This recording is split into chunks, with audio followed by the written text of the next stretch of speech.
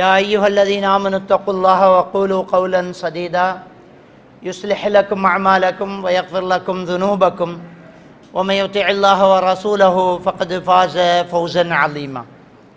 أما بعد فإن أصدق الحديث كتاب الله وإن خير الهدي هدي محمد صلى الله عليه وسلم وشر الأمور محدثاتها وكل محدثة بدعة وكل بدعة ضلالة وكل ضلالة بالنار. எல்லா புகழும் எல்லாம் வல்ல அல்லாஹ்வுக்கு சுப்ஹானஹு வ தஆலாவுக்கே சலாமும் ஸலவாத்தும் ஸல்லல்லாஹு அலைஹி வஸல்லம் அவர்கள் மீதும் அவருடைய வழிமுறையை இறுதி காலம் வரைக்கும் இறுதி நாள் வரைக்கும் பின்பற்றி வாழக்கூடிய அத்துணை முஸ்லீம்கள் மீதும் மோமின்கள் மீதும் என்றென்றும் எப்போதும் உண்டாகட்டுமாக. அன்புக்குரிய அருமை சகோதரர்களே, சூரத்துன் நஹ்ல் 16வது அத்தியாயத்தினுடைய 97வது வசனத்திலே அல்லாஹ்வுக்கு சுப்ஹானஹு வ தஆலா சொல்லக்கூடிய ஒரு வாசகம்தான் இன்றைக்கு தலைப்பாக தேர்ந்தெடுக்கப்பட்டிருக்கிறது. மன் அமில சாலிஹன் மின் தக்கரின் அவ் உன்ஸா வஹுவ முஃமின் ஃபலனுஹ்யியன்னஹு ஹயாத்தன் தய்யிபா வலனஜ்ஸியன்னஹும் அஜ்ரஹும் பிஅஹ்ஸனி மா கானூ யஅமலூன். மூமினான ஆணோ பெண்ணோ ஈமான் கொண்ட நிலையில் யார் நல்ல அமல்கள் செய்கிறார்களோ அவருக்கு நாம் நிம்மதியான வாழ்க்கையை கொடுக்கிறோம் அப்படி என்று அல்லாஹ்வுக்கு சுப்ஹானஹு வ தஆலா சொல்லி காட்டுறான். இன்றைய போடப்பட்ட தலைப்பு நிம்மதியை இழந்த மனித சமுதாயம். ஒரு நிம்மதியான வாழ்க்கைக்கு இதோ வழி அப்படிங்கிறது சூரத்து நஹ்லினுடைய 97வது வசனம்.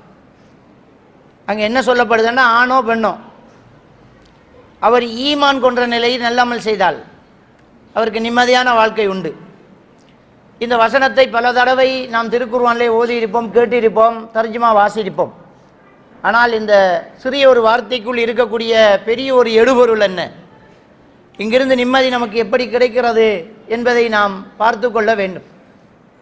அடித்து சொல்லலாம், இது தவிர இன்னொரு வழியில் நிம்மதியை யாராவது சொல்ல வந்தால் இடையில் தோற்று தான் போவார்கள். இன்றைக்கு நிம்மதிக்கான ஆலோசனைகள், நிம்மதியான வாழ்வு முறை, மன நிம்மதிக்கு நாங்கள் சில வழிமுறைகள் தருகிறோம் என்று பல அமைப்பினர்கள் பல தரப்பினர்கள் வியாபாரம் கூட செய்கின்றார்கள். இந்த சுனாமி வந்த நேரத்திலே இந்தியா டுடே பத்திரிகை, இந்தியா டுடேங்கிற அந்த பத்திரிகையினுடைய ஸ்டைல் என்னன்னா, உள்ளுக்குள்ளே இருக்கிற மிக முக்கியமான ஒரு தலைப்பு அட்டையில் வந்துடும். அப்போ இந்த சுனாமி வந்த அந்த ஆண்டு இந்தியா டுடேயினுடைய முக அட்டை நிம்மதி என்ன விலை. ஏன்னா அன்றைக்கு மனுஷனுக்கு நிம்மதி தேவைப்பட்டுச்சு. இந்த கவுன்சிலிங் என்கிற ஒரு வேர்டு உலகத்தில் நம்ம சமுதாயத்தில் நம்ம மக்களிடத்தில் எப்போ பிரபல்யமாகுதுன்னா சுனாமிக்கு போகிறோம். அதுக்கு முன்னே அப்படிங்கிற ஒரு விஷயமே தெரியாது. படிக்கக்கூடிய மாணவர்கள் எல்லா துறைகளையும் தேர்ந்தெடுத்துக்கிட்டு இருப்பாங்க. சைக்காலஜி, கவுன்சிலிங்கு, பிஎஸ்சி, டிப்ளமா அப்படிங்கிற துறையை தேர்ந்தெடுக்க தொடங்கினதே இந்த கொரோனா இதுக்கு பிறகு, சுனாமிக்கு பிறகு தான். அதுக்கு முன்னே படித்தவங்கெல்லாம் சும்மா இருக்கிறாங்க, அவங்கள்ட்ட யாரும் போகிறதுக்கு இல்லை. இந்த பெரும்பாலும் மனிதர்களை அடித்து பிச்சுக்கிட்டு நிம்மதியை தேடி போடுற அளவுக்கு பிரச்சனை இருந்திருக்கல்ல. பிறகுதான் அது ரொம்ப தேவையாக போச்சு. இன்றைக்கி பயம் பண்ணக்கூடிய மௌலைமார்கள் கூட தலைப்பை ஏதாவது உளவியல் பார்வை என்று போட்டால் தான் மக்கள் வர்ற மாதிரி நிலைமை மாறி போச்சு. முதல்லாம் தொழுகை விளக்கம், குர்ஆன் ஹதீஸ் அடிப்படையில் நோன்பு, குர்ஆன் கூறும் மனிதநேயம், இப்படி தான் தலைப்பு இருந்துச்சு. பிறகு அண்மை காலமாக தலைப்பு எப்படி தெரியுமா, குழந்தை வளர்ப்பு ஒரு உளவியல் பார்வை, திருமணம் ஒரு உளவியல் பார்வை, கணவன் மனைவி ஒரு உளவியல் பார்வை. என்ன உளவியல் பார்வை? அந்த உளவியலுங்கிற எங்கிருந்து வந்துச்சு? இதுவே ஒரு உளவியல் பிரச்சனையாக போச்சு. இதுவே ஒரு உளவியல் பிரச்சனையாக போச்சு. அந்த உளவியல் என்கிற ஒரு சொல்லு என்ன செய்யணும்? உள்ளே வரணும். நம்மெல்லாம் தாவா பிரச்சாரத்தில் ஈடுபட்டு கிட்டத்தட்ட 30 ஆண்டுகளை தாண்டிக்கிட்டு இருக்கிறான். ஆரம்ப காலத்தில் நம்ம எங்கே போனாலும் ஒரு தலைப்பு இருக்கும், மூட நம்பிக்கை. ஒரு காலத்தில் மூட நம்பிக்கையை பற்றி அப்துல் ஹமீத் ஷராய் தான் சரியாக பேசுவார்ன்ட்டு மக்கள் மத்தியில் ஒரு மூட நம்பிக்கை இருந்துச்சு. கொஞ்சம் முன்னாடி வந்துடுங்க, பின்னுக்கு வாராக்களுக்கு இடம் வச்சு கொஞ்சம் முன்னாடி தான். இப்போ எங்கே போனாலும் உளவியல் என்கிற ஒரு மூட நம்பிக்கை திரும்ப வந்துடுச்சு. இப்போ நான் என்ன சொல்கிறேன்டா, புதுசாக நாம் உளவியல் என்ற சொல்ல தூக்கி பிடித்தாலும் இந்த உளவியல் என்கிற ஒரு விஷயத்தை உளவியல் என்று சொல்லாமல் திருக்குர்ஆன் அப்பருந்து சொல்லிக்கிட்டு தான் இருக்குது. அதை அழகாக சொல்லிக்கிட்டு தான் இருக்குது. எந்த ஒரு வசனத்தை எடுத்தாலும் அந்த வசனம் எவ்வளவு அழகாக நாசுக்கா மனிதனுக்கு நேர்வழி காட்டுது அப்படிங்கிறத நாம் புரிஞ்சுக்கலாம். சூரத்து நஹ்ல இந்த வசனம் அப்பவும் இருந்து தான் இருக்குது. சூரத்து நஹ்ல இந்த 97வது வசனம் அப்பவும் தான் இருக்குது, இப்போவும் இருக்குது. இப்போ பாருங்க எவ்வளோ அழகாக சொல்லுது, நிம்மதியான வாழ்க்கைக்கு இங்கே வா அப்படின்னு சொல்லுது. இந்த நிம்மதியான வாழ்க்கைக்கு அந்த இந்தியா டுடே தலைப்புட்டுச்சு இல்லை, நிம்மதி என்ன விலை என்ற தலைப்பு. உள்ள என்ன தெரியுமா, பிரீத் எக்ஸசைஸ், மூச்சு பயிற்சி, நிம்மதிக்கான ஒரு பயிற்சி முகாம். அதே மாதிரி 10 நாள் பயிற்சி முகாம், மனதில் உள்ள கவலைகளை எப்படி நீக்குவது. இப்படி டிஎம்ஆர், டீப் மைண்ட் ரிலாக்ஸேஷன் அப்படிங்கிற ஒன்று, பிரீத் எக்ஸசைஸ் அப்படின்ற ஒன்று, ஹிப்னோட்டிசம் அப்படிங்கிற ஒன்று, இப்படி சில வியாபாரங்கள் எல்லாம் வந்துடுச்சு. அங்கே போனால் இந்தியாவில் என்ன செய்வாங்கன்னா, ஒரு பெரிய ஒரு ஹோலில் ஒவ்வொருத்தரையும் தனித்தனியாக உட்கார வைப்பாங்க. நம்ம கொரோனாவில் தொழுத மாதிரி அப்போ தனித்தனியாக அப்படியே உட்கார வைப்பாங்க.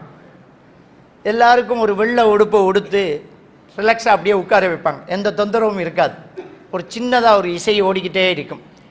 ஒரு இயற்கை சத்தம், நீர்வீழ்ச்சியினுடைய சத்தம், ஒரு பறவையினுடைய கீச்சு கீச்சு சத்தம், ஒரு அமைதியான ஒரு சத்தம் இருந்துக்கிட்டு, ஒரு சாமியார் மாதிரி ஒருத்தர் உடுத்துக்கிட்டு பெரிய தாடியும் முடியும் வச்சுக்கிட்டு அப்படியே வந்து எல்லாரும் அப்படியே கண்ணை மூடுங்க அப்படிம்பார். எல்லாரும் கண்ணை மூடுவாங்க, மூச்சை நல்லா எடுத்து விடுங்க அப்படிம்பாங்க. அப்படியே எல்லாரும் இருங்க. இப்போ மூச்சை நல்லா எடுத்து விடுங்க, உங்கள் மனசில் இருக்கிற பாரம் அப்படியே வெளியே போகுது. உங்களுக்குள்ளே இப்போ சந்தோஷம் வந்துக்கிட்டே இருக்குது. நீங்கள் ஒரு நல்ல அழகான இடத்துல இருக்கிறீங்க, ரொம்ப அமைதியாக இருக்கிறீங்க. உங்களுக்கு இந்த பறவை சத்தம் கேட்டுக்கிட்டே இருக்குது. உங்களுக்கு பக்கத்தில் ஒரு நீர்வீழ்ச்சி, அமைதியான இடம், நிம்மதியான அமர்வு. இப்படியே சொல்லி கொஞ்ச நேரம் அந்த மைண்டர் என்ன செய்யறாங்க, கன்வெர்ட் பண்ணுறோம். வீட்டுக்குள்ளே இருக்கிற பிரச்சனையை யோசிக்க விடாமல் நான் சொல்கிறத மட்டும் கேளு. அப்படியே கண்ணை முழிச்சோடனே எப்படிப்பா இருக்கணுன்னே ரொம்ப நிம்மதியாகும். காசை வேண்டிய இடத்துக்கு விட்டுருவான். இந்த ஆள் என்ன செய்யணும், வீட்டுக்கு தானே போகணும்.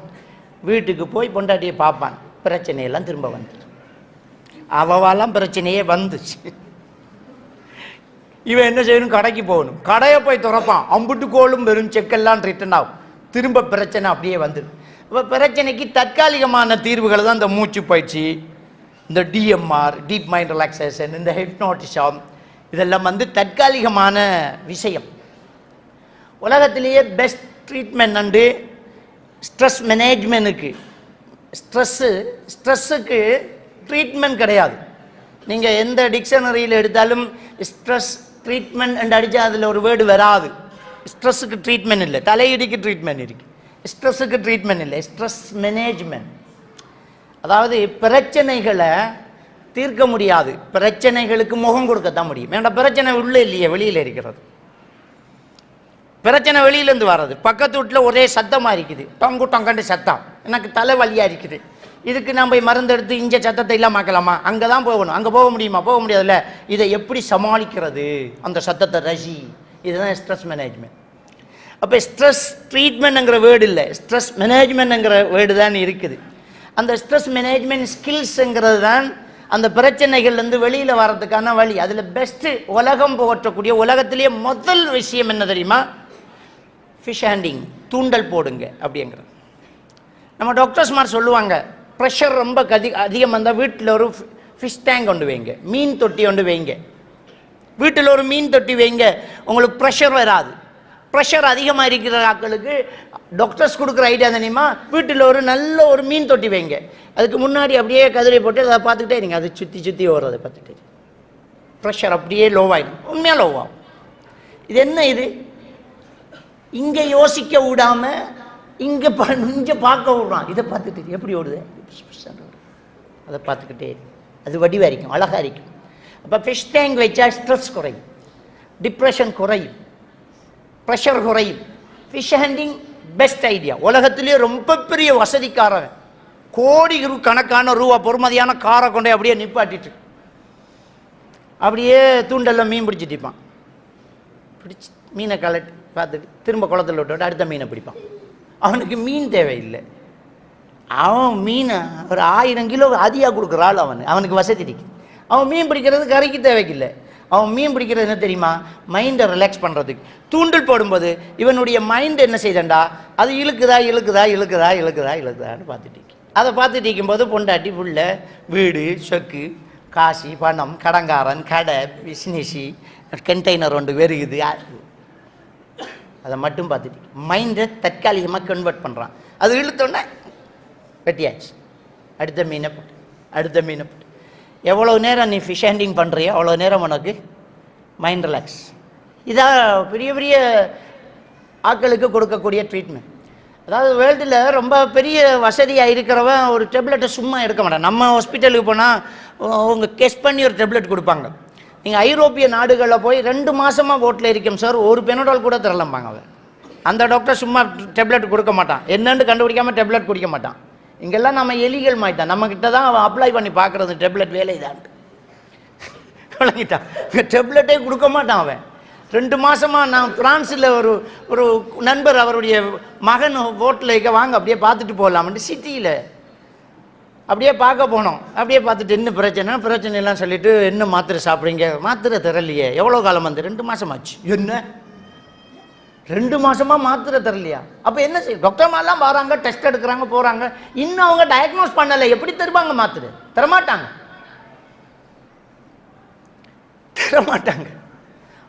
அவன் செய்ய மாட்டான். அப்படியான அந்த நாட்டில் எல்லாம் சும்மா எல்லாம் டேப்லெட் கொடுக்க மாட்டான். அவன் என்ன செய்வான்டா, மருந்து இல்லாத மருத்துவம் வந்து இந்த ஃபிஷ் ஹேண்டிங் சில விஷயங்களை கொடுப்பாங்க.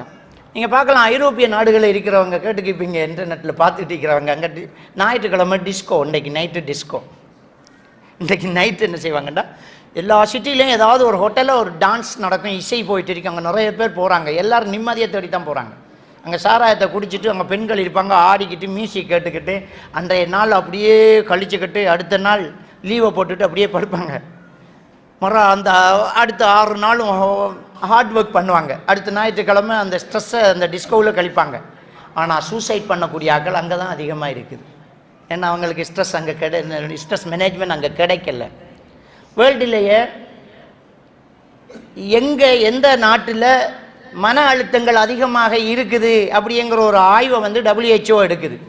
எப்படி எடுக்கிறாங்கன்னா, ஸ்லீப்பிங் டேப்லெட் எங்கே கூடுதலாக விற்பனை ஆகுதோ அங்கே தான் ஸ்ட்ரெஸ் இருக்குது. ஒன்று யூகேயில், இன்னொன்று USA, அமெரிக்காவில். அங்கே தான் சூசைட் அதிகமாகுது, அங்கே தான் என்ன செய்யுது, ஸ்லீப்பிங் டேப்லெட் அதிகமாக விற்குது.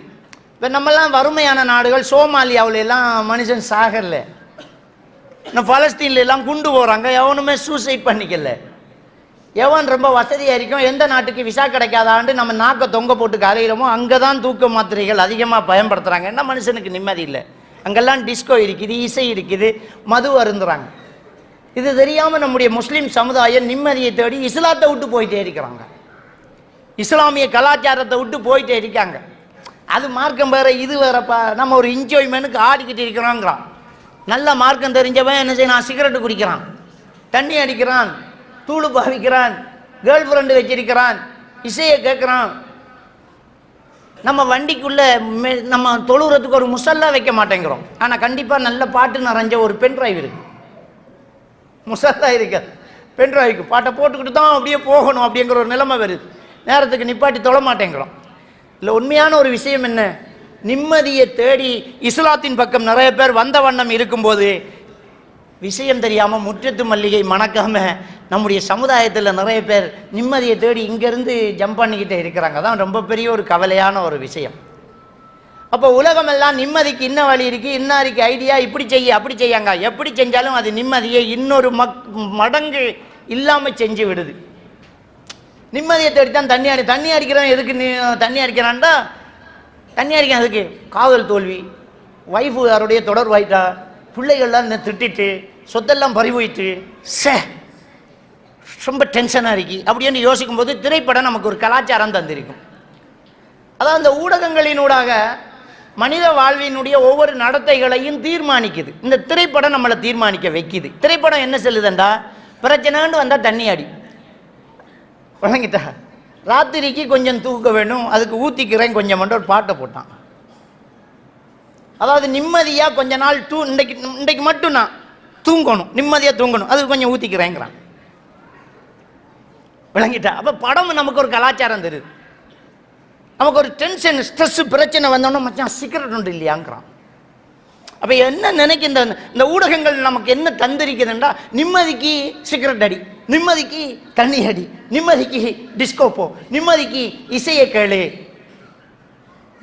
நிம்மதிக்கு அப்படியே ஒரு சிங்கப்பூர் அங்கே இங்கே ஒரு டூர் போ, அப்படியே போ, காசு பணம் இருக்குது, அப்படியே போயிட்டு வந்துடு. அங்கே போய் ஏகப்பட்ட தவறையும் செஞ்சுட்டு வந்து நான் நிம்மதிக்கு போயிட்டு வந்தேன் பார். காலப்போக்கில் இவருடைய நிம்மதி இன்னொரு மடங்கு இல்லாமல் போய்த்து.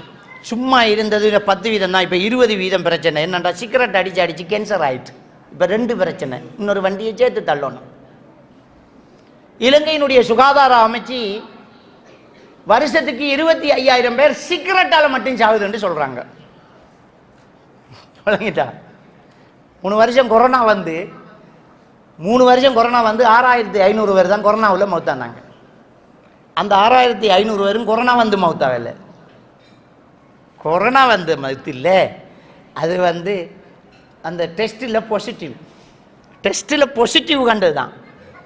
விளங்கிட்டா? அதுவும் கூட கொரோனா அப்படியே கொரோனாவாகடு ஒரு 6,500. சரி, வெறும் சிகரெட்டால் ஒரு வருஷத்துக்கு 25,000 பேர். 25,000 பேர் எங்க, 6,500 எங்க? கொரோனா விட ஆபத்தானது சிகரெட்டு. அந்த சிகரெட்டை நிம்மதிக்காக இவர் அடிச்சிட்டாரு. என்ன நிலைமை? நிம்மதிக்காக தண்ணி அடிச்சிட்டாரு. தண்ணி அடித்தா அவனாக இல்லை, அவனுக்கு பிரச்சனை வேற வருது. அந்த தண்ணி சாராயத்தில் இருக்கிறது எத்தனால், சிகரெட்டில் இருக்கிறது எத்தனால் மாதிரி நெக்கோட்டின். அதே மாதிரி இந்த தூள் பாவனைகள், மற்ற போதை வஸ்துக்கள், அதெல்லாம் வந்து எத்தனால் தான் இருக்குது.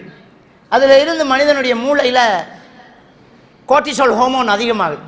எத்தனாலில் போட்டோன்னா மூளை இன்பேலன்ஸ் ஆகுது.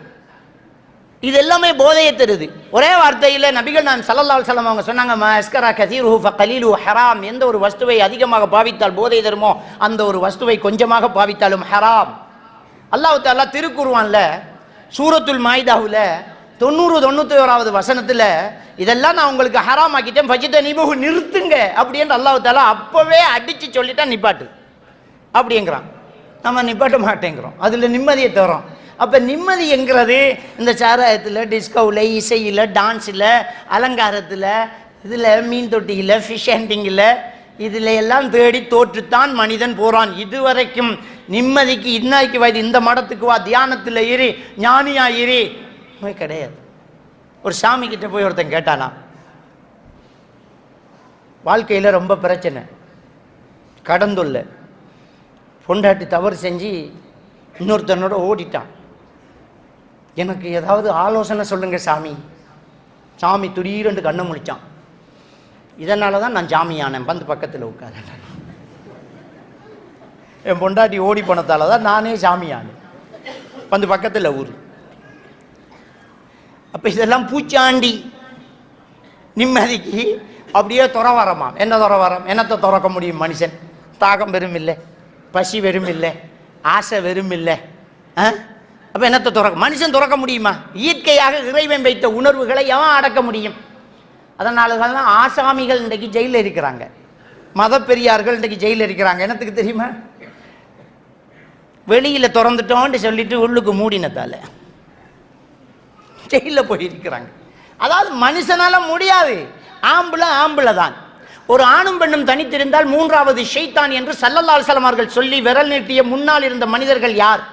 இன்றைக்கு யாரையெல்லாம் நாங்கள் அவுலியாக்கள், மகான்கள், பெரியார்கள், குத்துபுல் அக்தாபுகள், ஷேகுமார்கள் என்று சொல்லுவோமோ அவர்களை விட 1,00,000 மடங்கு பவர்ஃபுல்லான சஹாபாக்களை பார்த்து தான் சொன்னார்கள் ஒரு ஆணும் பெண்ணும் தனித்திருந்தால் 3வது ஷைத்தான் என்று. நாம ஏமாத்துறோம். எப்படி? தாடி வச்சிருக்கார், ஜிப்பா போட்டிக்கோ, அசரத்து நம்பி விடலாமான்னு பிள்ளைய விடலாமா? அவர் வானத்தில் விழுந்தவரா? அது அல்லாட நபி, இது புள்ளட அபி, இது வேற அது வேற. அது அல்லாஹ்ட நபி. அல்லாஹ்ட நபி அளவுக்கு மத்தாக்களை வைக்காதீங்க. அந்த அல்லாஹ்ட நபியே எந்த பெண்களுடைய கையையும் தொட்டது கிடையாது. இஸ்லாத்தை ஏற்றுக்கொள்ளக்கூடிய சஹாபாக்கள் அந்த இஸ்லாத்துக்கு முன்ன வேறு மதத்தில் இருந்துட்டு அப்படியே இஸ்லாத்துக்கு வருவாங்க. அவங்க கையை பிடிச்சி பையை செஞ்சு களிமா சொல்லி கொடுப்பாங்க. உறுதிமொழி எடுத்துக்காங்க, இனிமேல் திருட மாட்டேன், இனிமேல் என்ன செய்ய மாட்டேன், தொழுகை விட மாட்டேன், வட்டிக்கு வாங்க மாட்டேன், கொலை செய்ய மாட்டேன். அப்படியே கையை பிடிச்சி அப்படியே உறுதிமொழி எடுத்துக்காங்க. பெண்களுக்கு கையை பிடிக்க மாட்டாங்க, அவங்க தானா சொல்லிக்கிட்டு போயிட்டே இருப்பாங்க. அல்லாஹ்வுடைய தூதர் கூட அந்நிய பெண்ணை தொட்டது கிடையாது. இப்போ அசரத்து தலையில் கையை வச்சு ஓதி பார்த்துக்கிட்டு இருக்கிறார். அப்போ நாங்கள் எப்படி நிம்மதியை எங்கே தேர்றது? மனதில் போய் ஷேக் நாயத்துக்கிட்ட தர்பியா எடுத்துக்கிட்டு இது நிம்மதியான வழியா? நிம்மதியான வழி, நிம்மதிக்கான வழியை இஸ்லாமிய மார்க்கம் ரொம்ப தெளிவாக சொல்லி தருது. சூரத்து நஹல் 97வது வசனத்தில் அழகாக சொல்லிட்டாங்க. அவ்வளவுதான். யார் ஆணோ பெண்ணோ, மன் அமில சாலிஹம் மின் தக்கரின் அவ் உன்சா வஹுவ மூமின், ஆணோ பெண்ணோ ஈமான் கொன்ற நிலையில் நல்லமல்கள் யார் செய்கின்றார்களோ ஃபலனுஹியன்னஹு ஹயாத்தன் தய்யிபா, நிம்மதியான வாழ்க்கையை அவருக்கு நாம் கொடுப்போம், அவர் செய்ததை விட சிறந்த கூலியை நாம் திருப்பி கொடுப்போம் என்கிறான். அவர் என்னெல்லாம் உலகத்தில் செஞ்சுட்டு வந்தால் அதை விட சிறந்த நன்மையை நம்ம தூக்கி கொடுப்போம் அப்படிங்கிற. இப்போ 2 கண்டிஷன் போட்டீங்க, அவன் ஈமான் கொண்டிக்கணும், நல்லமல் செஞ்சுக்கணும். இது 2ம் செஞ்சால் நிம்மதியான வாழ்க்கை. புரிஞ்சிடுதா? அடுத்த இன்னொரு விஷயத்தை அது எப்படின்றத நம்ம இன்றைக்கு தலைப்புக்குள்ளே பார்க்க போகிறோம்.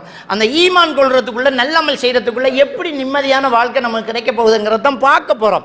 ஆனால் இன்னொரு விஷயத்தை நாங்கள் தெளிவாக புரிஞ்சு கொள்ளணும். சூரத்துல் பக்ராவில் 155, 156, 157வது வசனத்தை எடுத்து பார்த்தால் அல்லாஹ் தஆலா சொல்லி காட்டுறான், வலனபுலுவன்னக்கும் பிஷைஇம் மினல் ஹௌஃபி வல் ஜூஇ வ நக்ஸி மினல் அம்வாலி வல் அன்ஃபுஸி வஸ்ஸமராத் வபஷ்ஷிரிஸ் ஸாபிரீன்.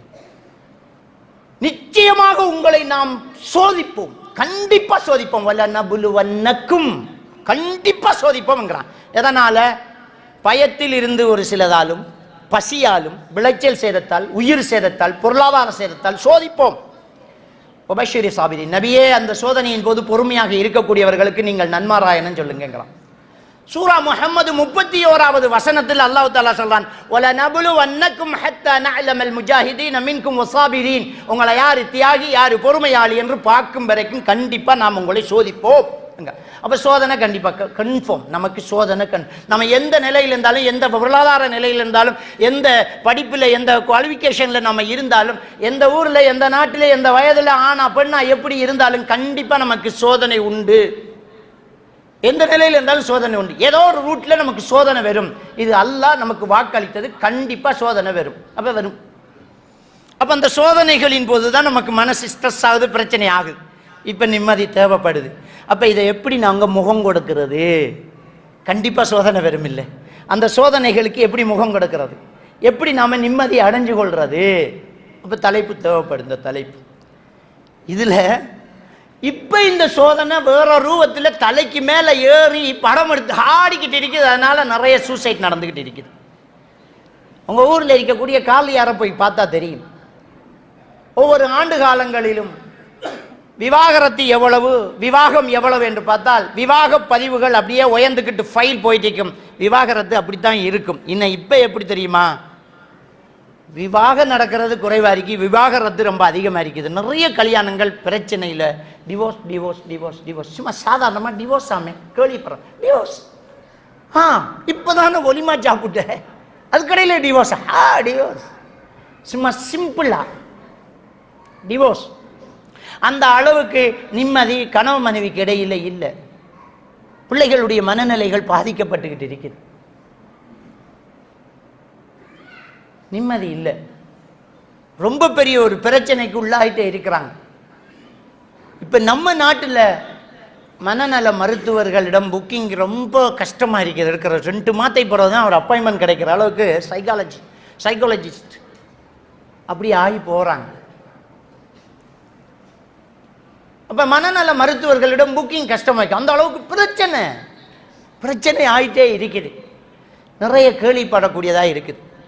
WHO ரிப்போர்ட்டின் படி வேர்ல்டுல, உலகத்தில் 14 நிமிஷத்துக்கு ஒருத்தர் சூசைட் பண்ணிக்கிட்டு இருக்கிறார். 14 நிமிஷத்துக்கு ஒருத்தர் சூசைட் பண்றாரு. இஜித்திமா தொடங்கி 4-5 பேர் காலி. இப்ப ஒரு 6 பேர் காலி நம்ம இஜித்திமா தொடங்கி. உலகத்தில் 3 அல்லது 4 நிமிஷத்துக்கு ஒருத்தர் சூசைட் அட்டெம்ப்ட் ஆகி தப்பிக்கிட்டு இருக்கிறார். அதாவது முயற்சி செஞ்சு தப்பிக்கிட்டு இருக்கிறார். இதுதான் வேர்ல்டு நியூஸ், உலக சுகாதார அமைப்பு தரக்கூடியது. அந்த அளவுக்கு உலகத்தில் பிரச்சனைகள் அதிகமாயிட்டு இருக்குது. அப்போ இன்னைக்கு ரொம்ப தலைவிரிச்சு ஆடிக்கிட்டு இருக்குது. அதுக்கு முக்கியமான சில காரணங்கள் இருக்குது. என்ன காரணம் என்றால், மனிதன் இயந்திரங்களாக மாறினது தான் ஒரு முக்கியமான ஒரு காரணம். மனிதன் இயந்திரங்களாக மாறிட்டான். இன்டர்நெட் வந்துச்சு, ஃபோனு வந்துச்சு, கம்ப்யூட்டர் வந்துச்சு, மனுஷன் அப்படியே இயந்திரமாக மாறிட்டான். அவருக்கு அதுக்கு மேலே யோசிக்க தெரியாது.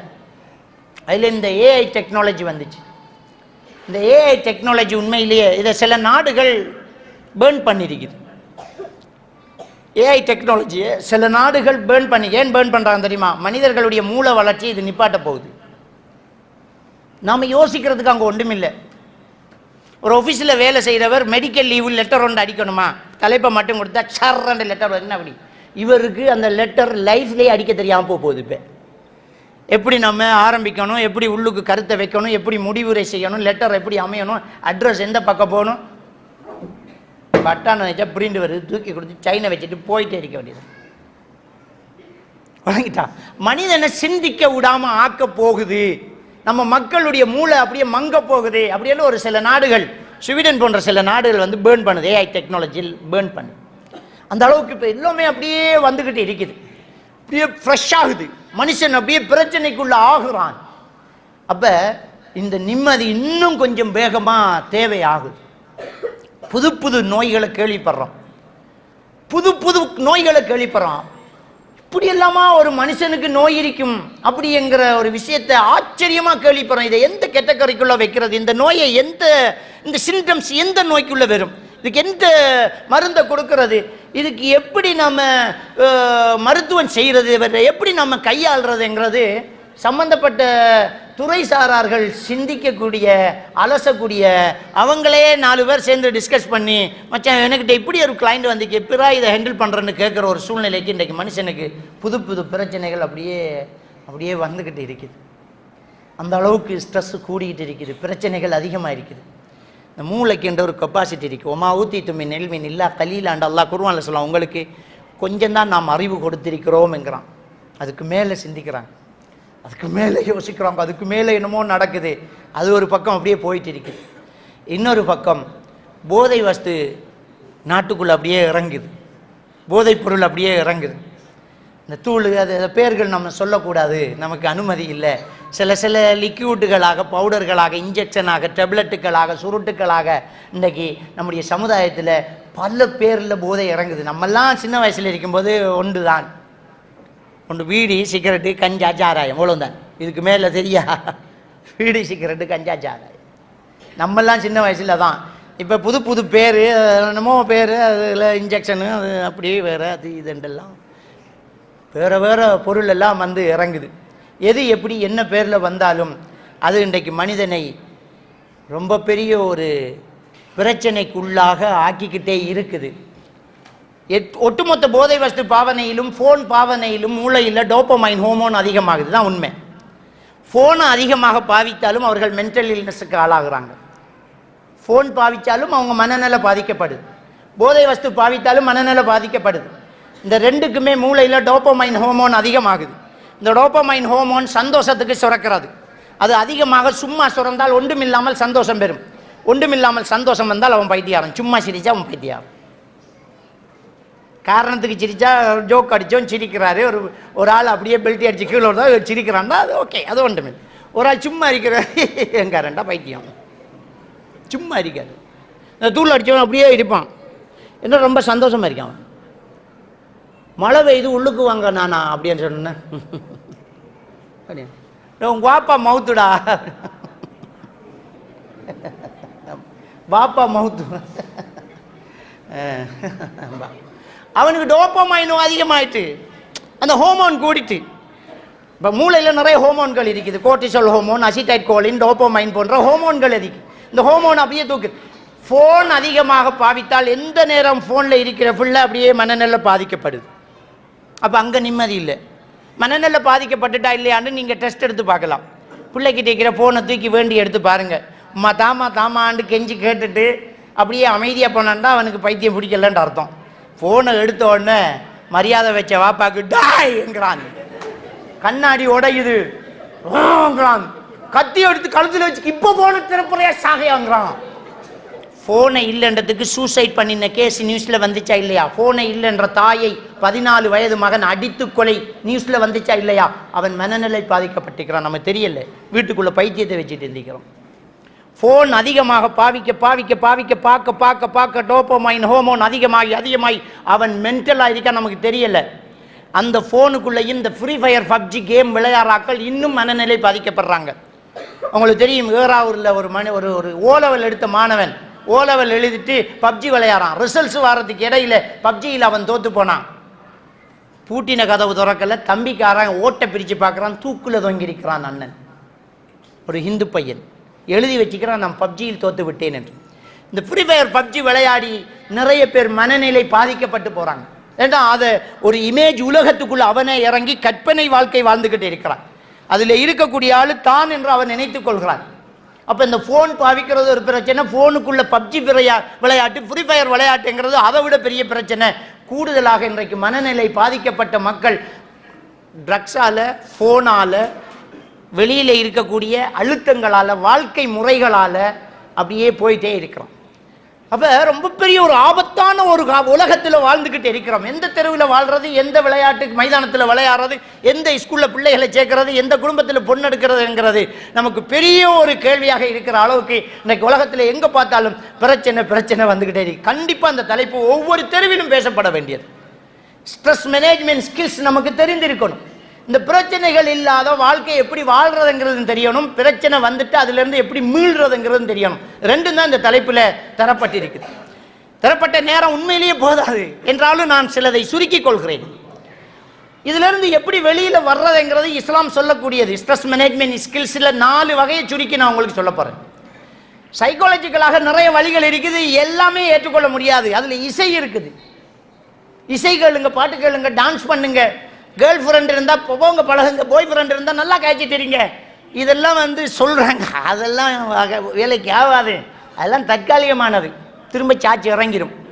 ஆனால் இஸ்லாம் சொல்லக்கூடிய நிரந்தரமான தீர்வு ஹதீதையும் குர்ஆனையும் படித்து நாம் பார்த்ததில் 4 ஸ்ட்ரெஸ் மேனேஜ்மெண்ட் ஸ்கில்ஸ் இஸ்லாம் சொல்லுது. அதை நான் கடைசியில் சொல்ல போகிறேன், எப்படி நாம் இந்த பிரச்சனையிலேருந்து வெளியில் வர்றது அப்படிங்கிறத சொல்கிறேன்.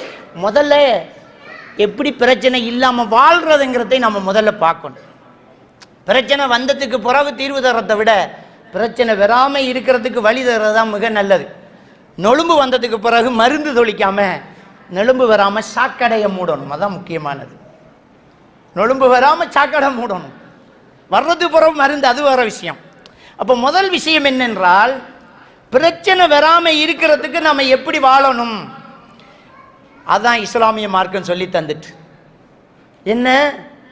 ஈமான் கொன்ற நிலையில் மன் அமில சாலிஹன் மின் தக்கரின் உன்ஸா வஹுவ முஃமின், ஈமான் கொன்ற நிலையில் நல்லமல் செய், அப்ப நிம்மதி வந்துடும். அப்ப ஃபர்ஸ்ட் நமக்கு இருக்கணும் ஈமான். ஈமான் கொள்றது 6 அம்சம். அல்லாஹ்வை கொண்டு, மலக்குமார்களை கொண்டு, வேதங்களை கொண்டு, ரசூல்மார்களை கொண்டு, மறுமை நாளை கொண்டு, விதியை கொண்டு, இந்த 6ஐயும் ஈமான் கொண்டு இருக்கணும். அந்த ஈமான் பக்காவா உறுதியா இருக்கணும். நம்ம எல்லாருமே அந்த 6 ஈமான் கொண்டு சொல்றோம். சின்ன குழந்தைகிட்ட ஈமான் கொள்ளும் அம்சங்கள் எத்தனை? 6 சொல்லுடா. ஆமன்து பில்லாஹி வ மலாயிகத்திஹி வ குதுபிஹி வ ருசுலிஹி வல் யௌமில் ஆகிர் வல் கத்ரி கைரிஹி வ ஷர்ரிஹி மினல்லாஹி தஆலா பாடம். ஆனா நாம மையத்தூட்ல போய் இருந்துகிட்டு சொல்றது, நீங்க இந்தியாவுக்கு ஏத்திருக்கலாம்ங்க. அப்ப எங்கடா கலாக்கதிர ஈமான் கொண்டீங்க? நீ விட்டுட்டிய கலாக்கதிர, எங்க கலாக்கதிரு? எந்த ஒரு ஆத்மாவுக்கும் அதனுடைய நேரம் வந்தால் ஐயோ அஹ்ரல்லாஹு நஃப்ஸன் இதா ஜா அஜலுஹா, பிந்தாது புட்டனு பெய்திரும், டைம் வந்தா பெய்திரும். அப்ப எங்க கலாக்கது? ஈமாங்குட்டன் சொன்னமே, எங்க கலாக்கதிரு? அப்ப நம்ம சில விஷயத்தை அப்படியே விடுறோம். அப்ப இந்த 6 விஷயத்திலையும் ரொம்ப ஸ்ட்ராங்கா இருந்துகிட்டு, ஈமான் கொள்ற 6 விஷயத்திலையும் ரொம்ப உறுதியாக இருந்துகிட்டு நல்ல அமல் செய்தால் அவருக்கு நிம்மதி. நல்ல அமல்ங்கிறதுல முக்கியமானது பரலான கட்டாய கடமைகள். ஃபர்லு கடமைகள் இருக்குது இல்லையா, அந்த ஃபர்லான விஷயங்கள் நல்ல அமல்களை மிக முக்கியம். அதுக்கு பிறகு மற்ற சுன்னத்தான விஷயங்கள். இதில் எவ்வளவு நிம்மதி இருக்குது என்று பாருங்க. முதல் கடமை நமக்கு தொழுகை. முதல் கடமை என்ன? தொழுகை. தொழுகையில் நிம்மதி இருக்குதா இல்லையா? தொழுகையில் கண்டிப்பாக நிம்மதி இருக்குது. இப்போ நான் ஃபர்ஸ்ட்டுக்கு சொன்னேன் பாருங்க, ஐரோப்பிய நாடுகளில் மருந்து மாத்திரை பாவிக்காமல் ஸ்ட்ரெஸ் மேனேஜ்மெண்ட்டுக்கு டாக்டர்ஸ்மார் கொடுக்கக்கூடிய தீர்வு, உலகத்தில் உள்ள பெரிய கோடீஸ்வரங்கள் செய்யக்கூடிய ட்ரீட்மெண்ட் பிளான் ஃபிஷ் ஹேண்டிங், தூண்டல் போகிறது. அது என்ன? கொஞ்ச நேரம் மைண்டை அது இழுக்குதா இழுக்குதா இழுக்குதான்னு பார்க்கறது. ஒரு நாளைக்கு 5 தடவை நாம் தூண்டில் போகிறோம், 5 தடவை நாம் ப்ரே பண்ணுறோம், தொழுகை நடத்துகிறோம். இது தூண்டிலை விட எவ்வளோ பிரம்மாண்டமான தெரியுமா? 5 தடவை கட்டாயம் கடையை மூடிட்டு வரணும். அல்லாஹு அக்பர்ன்னு தக்பீரை கட்டினா எல்லாத்தையும் தூக்கி தோளுக்கு மேலே போட்டுட்டு அல்லாஹு அக்பர் சுஜூ செய்கிற இடத்த நம்ம பார்த்துக்கிட்டு இருக்கிறோம். எந்த யோசனையும் பெறாது. கடன் பிரச்சனை, கடை திறந்திருக்கி, அது சூரத்துல் ஃபாத்தியா ஓதுறோம், இன்னொரு சூறா ஓதுறோம், அல்லாஹ் புகழ்கிறோம், அல்லாஹ்கிட்ட பிரார்த்தனை செய்கிறோம், அத்தஹியாத்து ஓதுறோம், ரசூல்லா மீது சலவாத்தி சொல்கிறோம், நிலைக்கு வாரோம். இப்படியே 5 நேரமும் நம்ம 4 ரக்காயத்து, 3 தடவை 2 ரக்காயத்து, 1 தடவை 3 ரக்காயத்து, 1 தடவை நம்ம ப்ரே பண்ணுறோம் என்றால் ஒரு மனிதன் 5 தடவை ஸ்ட்ரெஸ் மேனேஜ்மெண்ட் செஞ்சுக்கிட்டு இருக்கிறான். என்ன பிரச்சனை இருந்தாலும் விட்டுட்டு தொழுகிறான். நன்மை ஒன்று இருக்குது, சைக்காலஜிக்கலான தீர்வு ஒன்று இருக்குது. இவருக்கு எப்படி ஸ்ட்ரெஸ் வரும் என்கிறேன். இப்படி எப்படி வரும் ஸ்ட்ரெஸ்ஸு?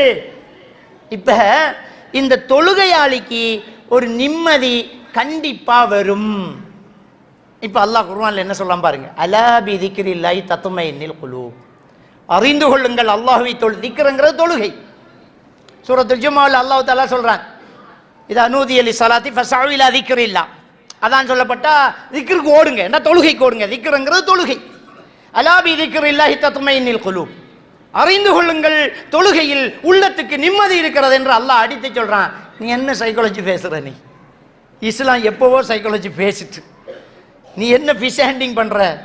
எப்போவால் ஒரு நாளைக்கு தான் குளக்கரைக்கு தேடி போகணும், குளம் இல்லாட்டி அம்புட்டு தான். எங்களுக்கு ஒன்றும் தேவையில்லை. வாகனத்தில் தொழுவோம், ட்ரெயினில் தொழுவோம், கிரவுண்டில் தொழுவோம், வயலில் தொழுவோம், கடலில் தொழுவோம், கடற்கரையில் தொழுவோம், வீட்டில் தொழுவோம், பள்ளியில் தொழுவோம், 5 நேரம் தொழுதே ஆகுவோம். ஸ்ட்ரெஸ் மேனேஜ்மெண்ட் எங்கள்கிட்ட வந்தாச்சு.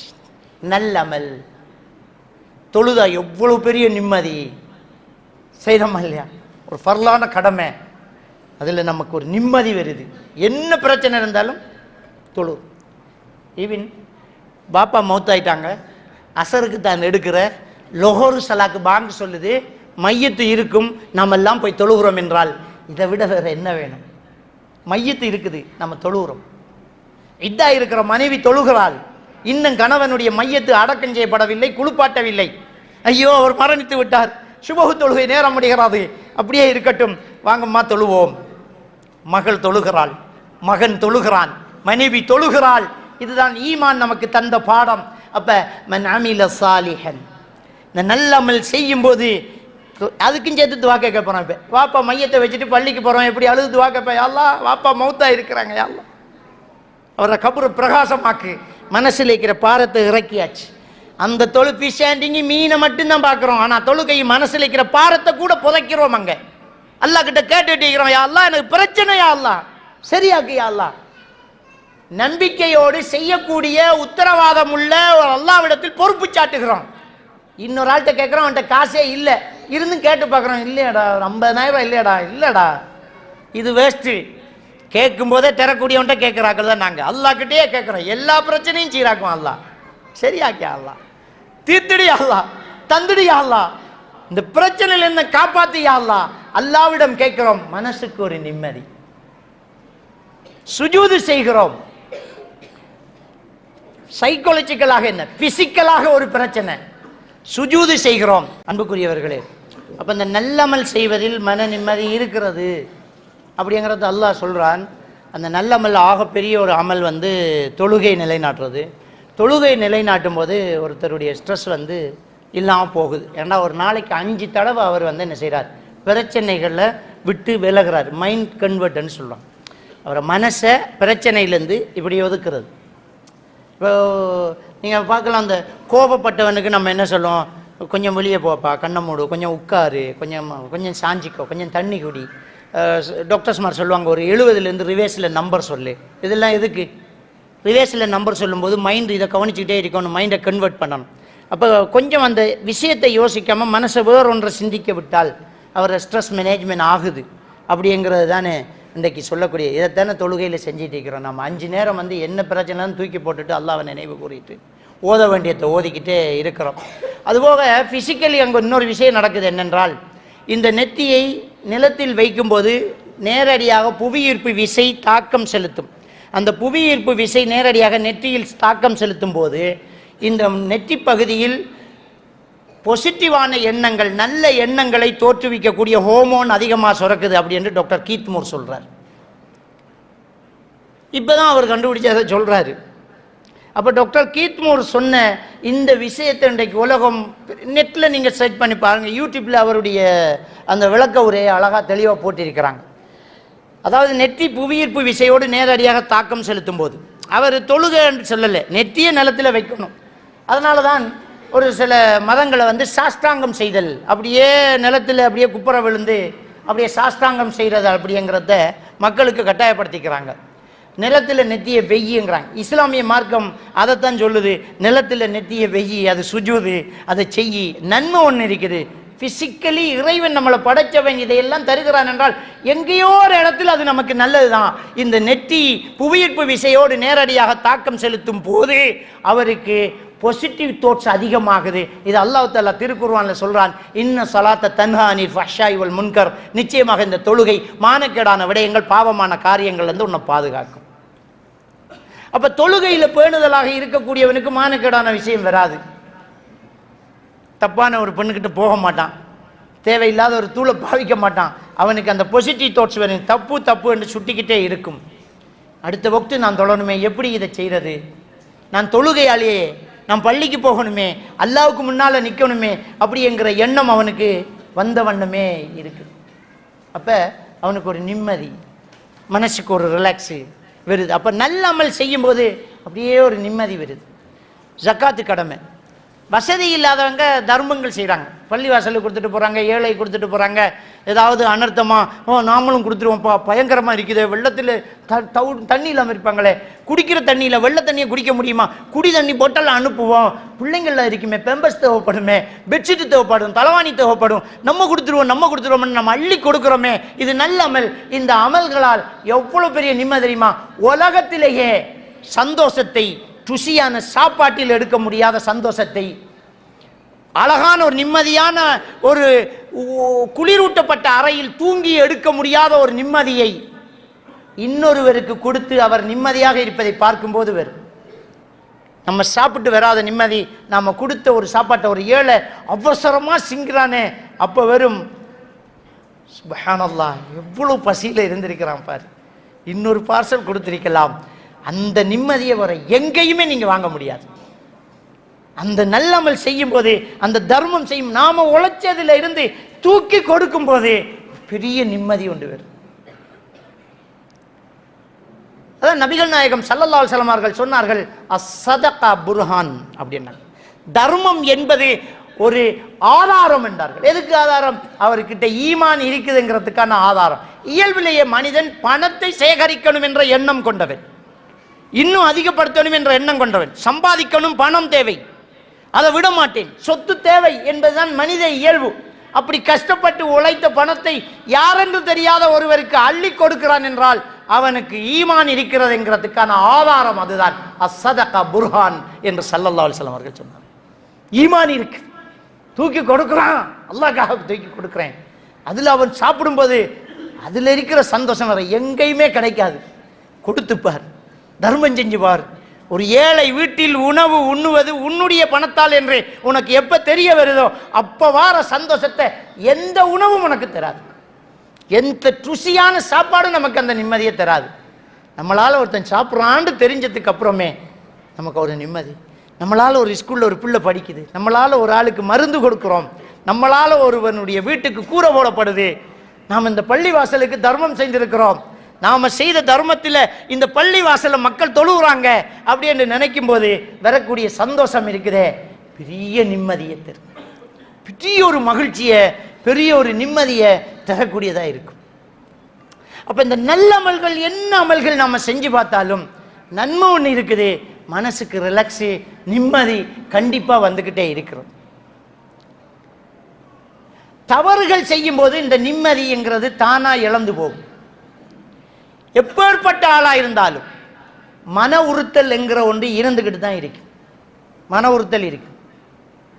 சிகரெட்டு குடிக்கிறான், டவுட்டே இல்லை, யாருக்கும் பயப்படல, அப்படியே அடிச்சுக்கிட்டு இருக்கிறான் சிகரெட்டு, ஆனால் அவனுக்கு மனசை உறுத்திக்கிட்டு தான் இருக்கும். எப்போது ஒரு நாளைக்கு அவன் சிந்திச்சு தான் நம்ம தப்பு பண்ணுறோம், தவறு செய்கிறோம், இதிலேருந்து விடணும், அதை யோசிச்சு இதிலிருந்து எப்படி விடுபடுறன்னு யோசிச்சுட்டே 4 சிகரெட் குடிப்பான் அவன். அவனுக்கு ஒரு மன உறுத்தல் இருக்கும். ஏதாவது ஒரு பிரச்சனை வரும்போது, ஐயோ நம்ம தொழலையே, ஐயோ நம்ம கால் உடஞ்சி போச்சு, உசுறு போயிருந்தா இனத்துக்கு ஆகுறது, நம்ம தொழலையே, நம்ம தப்பான தொடர்பில் இருக்கிறோமே, தவறான பாவனையில் இருக்கிறோமே, தேவையில்லாத ஒரு வேலையில் ஈடுபட்டு இருக்கிறோம், அல்லாஹ் என்ன மன்னிப்பானா அப்படிங்கிற ஒரு மனநிலை அவர்கிட்ட அப்படியே உருவாயிட்டே இருக்கும். அப்போ அவருக்கு உடனடியாக வரக்கூடிய எண்ணம், ஒரு மாடு அறுத்து கொடுப்போம், ஒரு மதரசாக்கு சாப்பாடு கொடுப்போம், ஒரு பள்ளிக்கு ஏதாவது காசு கொடுப்போம். என்னென்னா அவர் இப்போ பிரச்சனையிலேருந்து தப்பணும்னு யோசிக்கிறார். எப்படியாவது அல்லாஹ் நம்மளை மன்னிக்கணும், ஏதாவது செய்யணும். நேர்ச்சைகள்ங்கிறது அங்கேருந்து உருவெடுக்குது. பிரச்சனைன்னு வரும்போது மாடு அறுத்து கொடுக்கணும், ஏதாவது பண்ணணும். அப்படியே நல்லா இருக்கும்போது வாயில் வார்த்தையே தூஷணமாக வரக்கூடிய ஒருத்தர், நல்லா இருக்கும்போது வாயில் வார்த்தையெல்லாம் தூஷணமாக வரும். ஊன்னு பேசுவார், டேன்னு வைப்பார், மரியாதைலாம் வைப்பார், அப்படியே மௌலேஷா போகிறார், எப்படி போகிறார், ஜிப்பா வாழு அப்படி கிண்டல் பண்ணினவர். தனக்கு என்று ஒரு நோய் வந்து விட்டால், ஒரு சின்ன ஒரு இடுப்பு பிடி வந்து விட்டால் அவருடைய மன உறுத்தல் எல்லாம் வேலை செய்ய தொடங்கிடும். எவ்வளவு தூசண வார்த்தை பேசினவன், எவ்வளவு கம்பீரமாக பேசினவன், அட்டோ என்றவன் எல்லாம் இப்போ ஒரு சின்ன ஒரு இடுப்பு வருத்தம் வந்தா, அல்லாஹ் அல்லாஹ் அல்லாஹ், அசரத்து வேற இல்லையா, எந்த அசரத்தை கிண்டல் பண்ணினாரோ அந்த அசரத்து கொஞ்சம் வந்தா, கொஞ்சம் நல்ல ஒரு துவா ஒன்று ஓதுவாரண்டா, அசரத்துக்கு ஒரு கோல் ஒன்று பண்ணுங்கள் என் மகன். அந்த அசரத்து, அசரத் வாங்க அசரத், சந்தோஷம் அவர் அப்படியே துவா ஓதுவார். அல்லாஹும்ம ரப்பனா ஸதைபில் பஸ் வஷ்ஃபி அந்த ஷாஃபி லா ஷிஃபா இல்லா ஷிஃபாக் வலா யுகாதி சகமான் ஓதுங்களோ.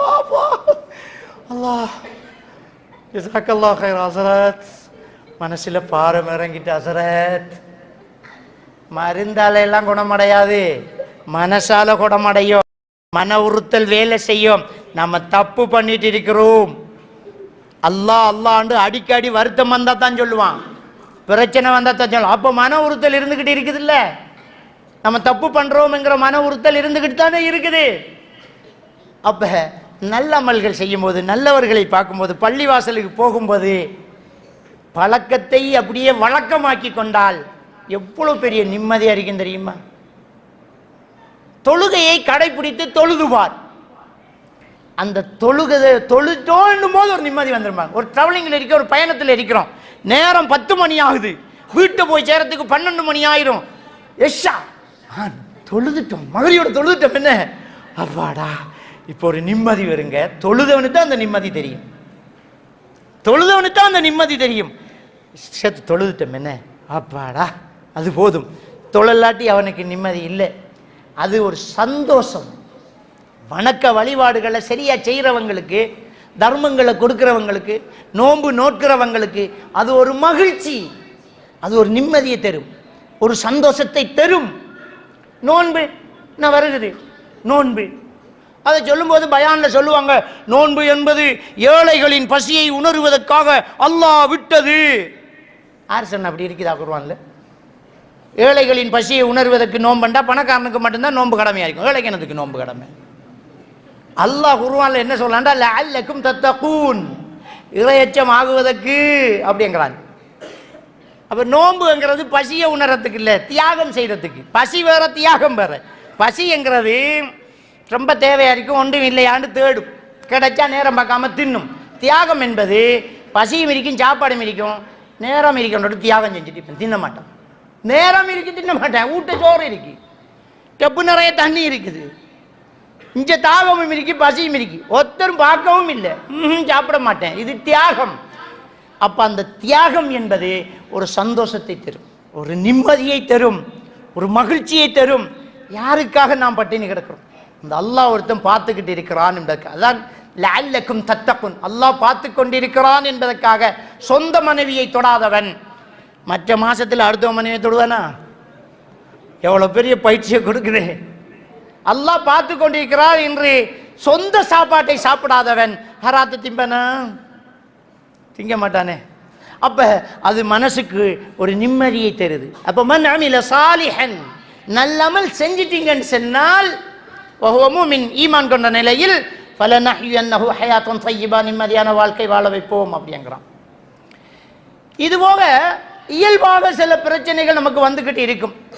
சூரத்துல் பக்ரா 155, சூரா முஹம்மது 31 போன்ற வசனங்களை சொல்ற மாதிரி கண்டிப்பா சோதிப்போம், சோதனை வரும். இந்த சோதனைகள் வந்துகிட்டே இருக்கும். அப்ப இப்படியான இந்த சோதனைகள் மற்ற மற்ற விஷயங்கள் நம்மளுக்கு ஸ்ட்ரெஸ்ஸை தரும்போது அதுலேருந்து விடுபடுறதுக்கு இந்த நல்ல அமல்களை செய்யும். அதில் பாருங்க, கணவன் மனைவி உரையாடல், கணவன் மனைவி பேசிக்கொள்வது, இது இஸ்லாமிய மார்க்கம் வலியுறுத்தி ஆசை ஊட்டி சொல்லக்கூடிய ஒரு விஷயம். ஹஸ்பண்ட் அண்ட் ஒய்ஃப் பேசிக்கோங்க, பேசுங்க. எந்த அளவுக்கு என்றால் நபிகள் நாயகம் ஸல்லல்லாஹு அலைஹி வஸல்லம் அவங்க சொல்றாங்க, உன் மனைவியின் வாயில் ஒரு கவள உணவை ஊட்டி விடுவது உனக்கு தர்மமாகும் என்குது. சின்ன விஷயத்திலிருந்து ஸ்டார்ட் பண்றான். சின்ன விஷயத்திலிருந்து ஸல்லல்லாஹு அலைஹி வஸல்லம் அவர்கள் சொல்லி காட்டுறாங்க, மனைவிக்கு ஒரு கவள உணவை ஊட்டி விடு, அது கூட தர்மம் என்றால் அதுக்கு மேலே மேலே பேசிட்டு இருக்கிறது, பக்கத்தில் இருக்கிறது. ரசூலுல்லாஹி ஸல்லல்லாஹு அலைஹி வஸல்லம் அவர்கள் ஆயிஷா நாய் மடியில் படுக்கிறார்கள். நபிகள் நாயகம் ஸல்லல்லாஹு அலைஹி வஸல்லம் அவர்கள் ஈத்திகாஃப் இருக்கும்போது தலையை வீட்டு பக்கமாக நிட்டுறாங்க. ஆயிஷா நாய் தலைக்கு எண்ணெய் வச்சு சீவி விடுறாங்க. நம்ம அசரத்தை அப்படி செஞ்சால் அவருக்கு கை இல்லையம்மா, சீப்பை கொடுத்தா வார மாட்டாரம்மா, பொண்டாட்டி வரணும்மா. ரசூலுல்லாஹ் என்ன செஞ்சாங்க? அவருக்கு கை இல்லையா? அவருக்கு கை இல்லையா? இருக்கு. தலையை நிட்டுறாங்க. எதுக்கு? அன்புக்கு. ஊட்டி விடுறது கை முடங்கினதுக்காக. கையெல்லாம் முடங்கல்ல, நல்லா தின்ன தெரியும் அவருக்கு. ஆனா நான் ஊட்டி விடுறேன்டி அப்படி என்று ஒரு நன்மை, அதுக்கு எல்லாம் நன்மை தரான். நீங்க புருஷன் பொண்டாட்டி ஆளுக்கால் மாறி சோறு சேர்த்து நீங்களே நன்மை. அப்ப எங்க அல்லாஹ் நிம்மதியை வைக்கிறான் பாரு. கணவன் மனைவி நல்லா நெருக்கமாயிருங்க, சோத்தை ஊட்டி விடுங்க, தலையை சீவி விடுங்க, எண்ணெய் வச்சு விடுங்க. அவங்களுக்கு நீங்க ஒரு நாளைக்கு தலைக்கு எண்ணெய் வச்சு விடுங்க, மடியில் தூங்குங்க, நல்லா பேசிட்டுறீங்க, நெருக்கமா பேசிட்டுறீங்க. ஏத்திக்காஃப் இருக்கிற நபி பேசணுங்கிற உணர்வு வந்தோன்னா சஃபியா நாய் தேடி வந்துட்டாங்க. சஃபியா நாய் ரசூலுல்லாஹி ஸல்லல்லாஹு அலைஹி வஸல்லம் அவர்கள்ட்ட வந்து பள்ளியில் ஏத்திக்காஃப் இருக்கவிட்ட பேசி பேசி பேசி பேசி அவங்கள வழி அனுப்புறதுக்கு ரோடு வரைக்கும் ரசூலுல்லாஹி ஸல்லல்லாஹு அலைஹி வஸல்லம் அவர்கள் வந்து வழி அனுப்பும்போது 2 சஹாபாக்கள் அஸ்ஸலாமு அலைக்கும் யா ரசூலுல்லாஹ் போயிட்டே இருந்தாங்க. அலா ரிஸ்லிக்குமான்னாங்க. என்ன அர்த்தம்? கொஞ்சம் நில்லுங்க அப்படின்னாங்க. நின்றுட்டாங்க சஹாபாக்கள். ஹாதிஹி சஃபியா பின்த் ஹுயை, இது என்ன பொண்டாட்டி சஃபியா தான் அப்படின்றாங்க.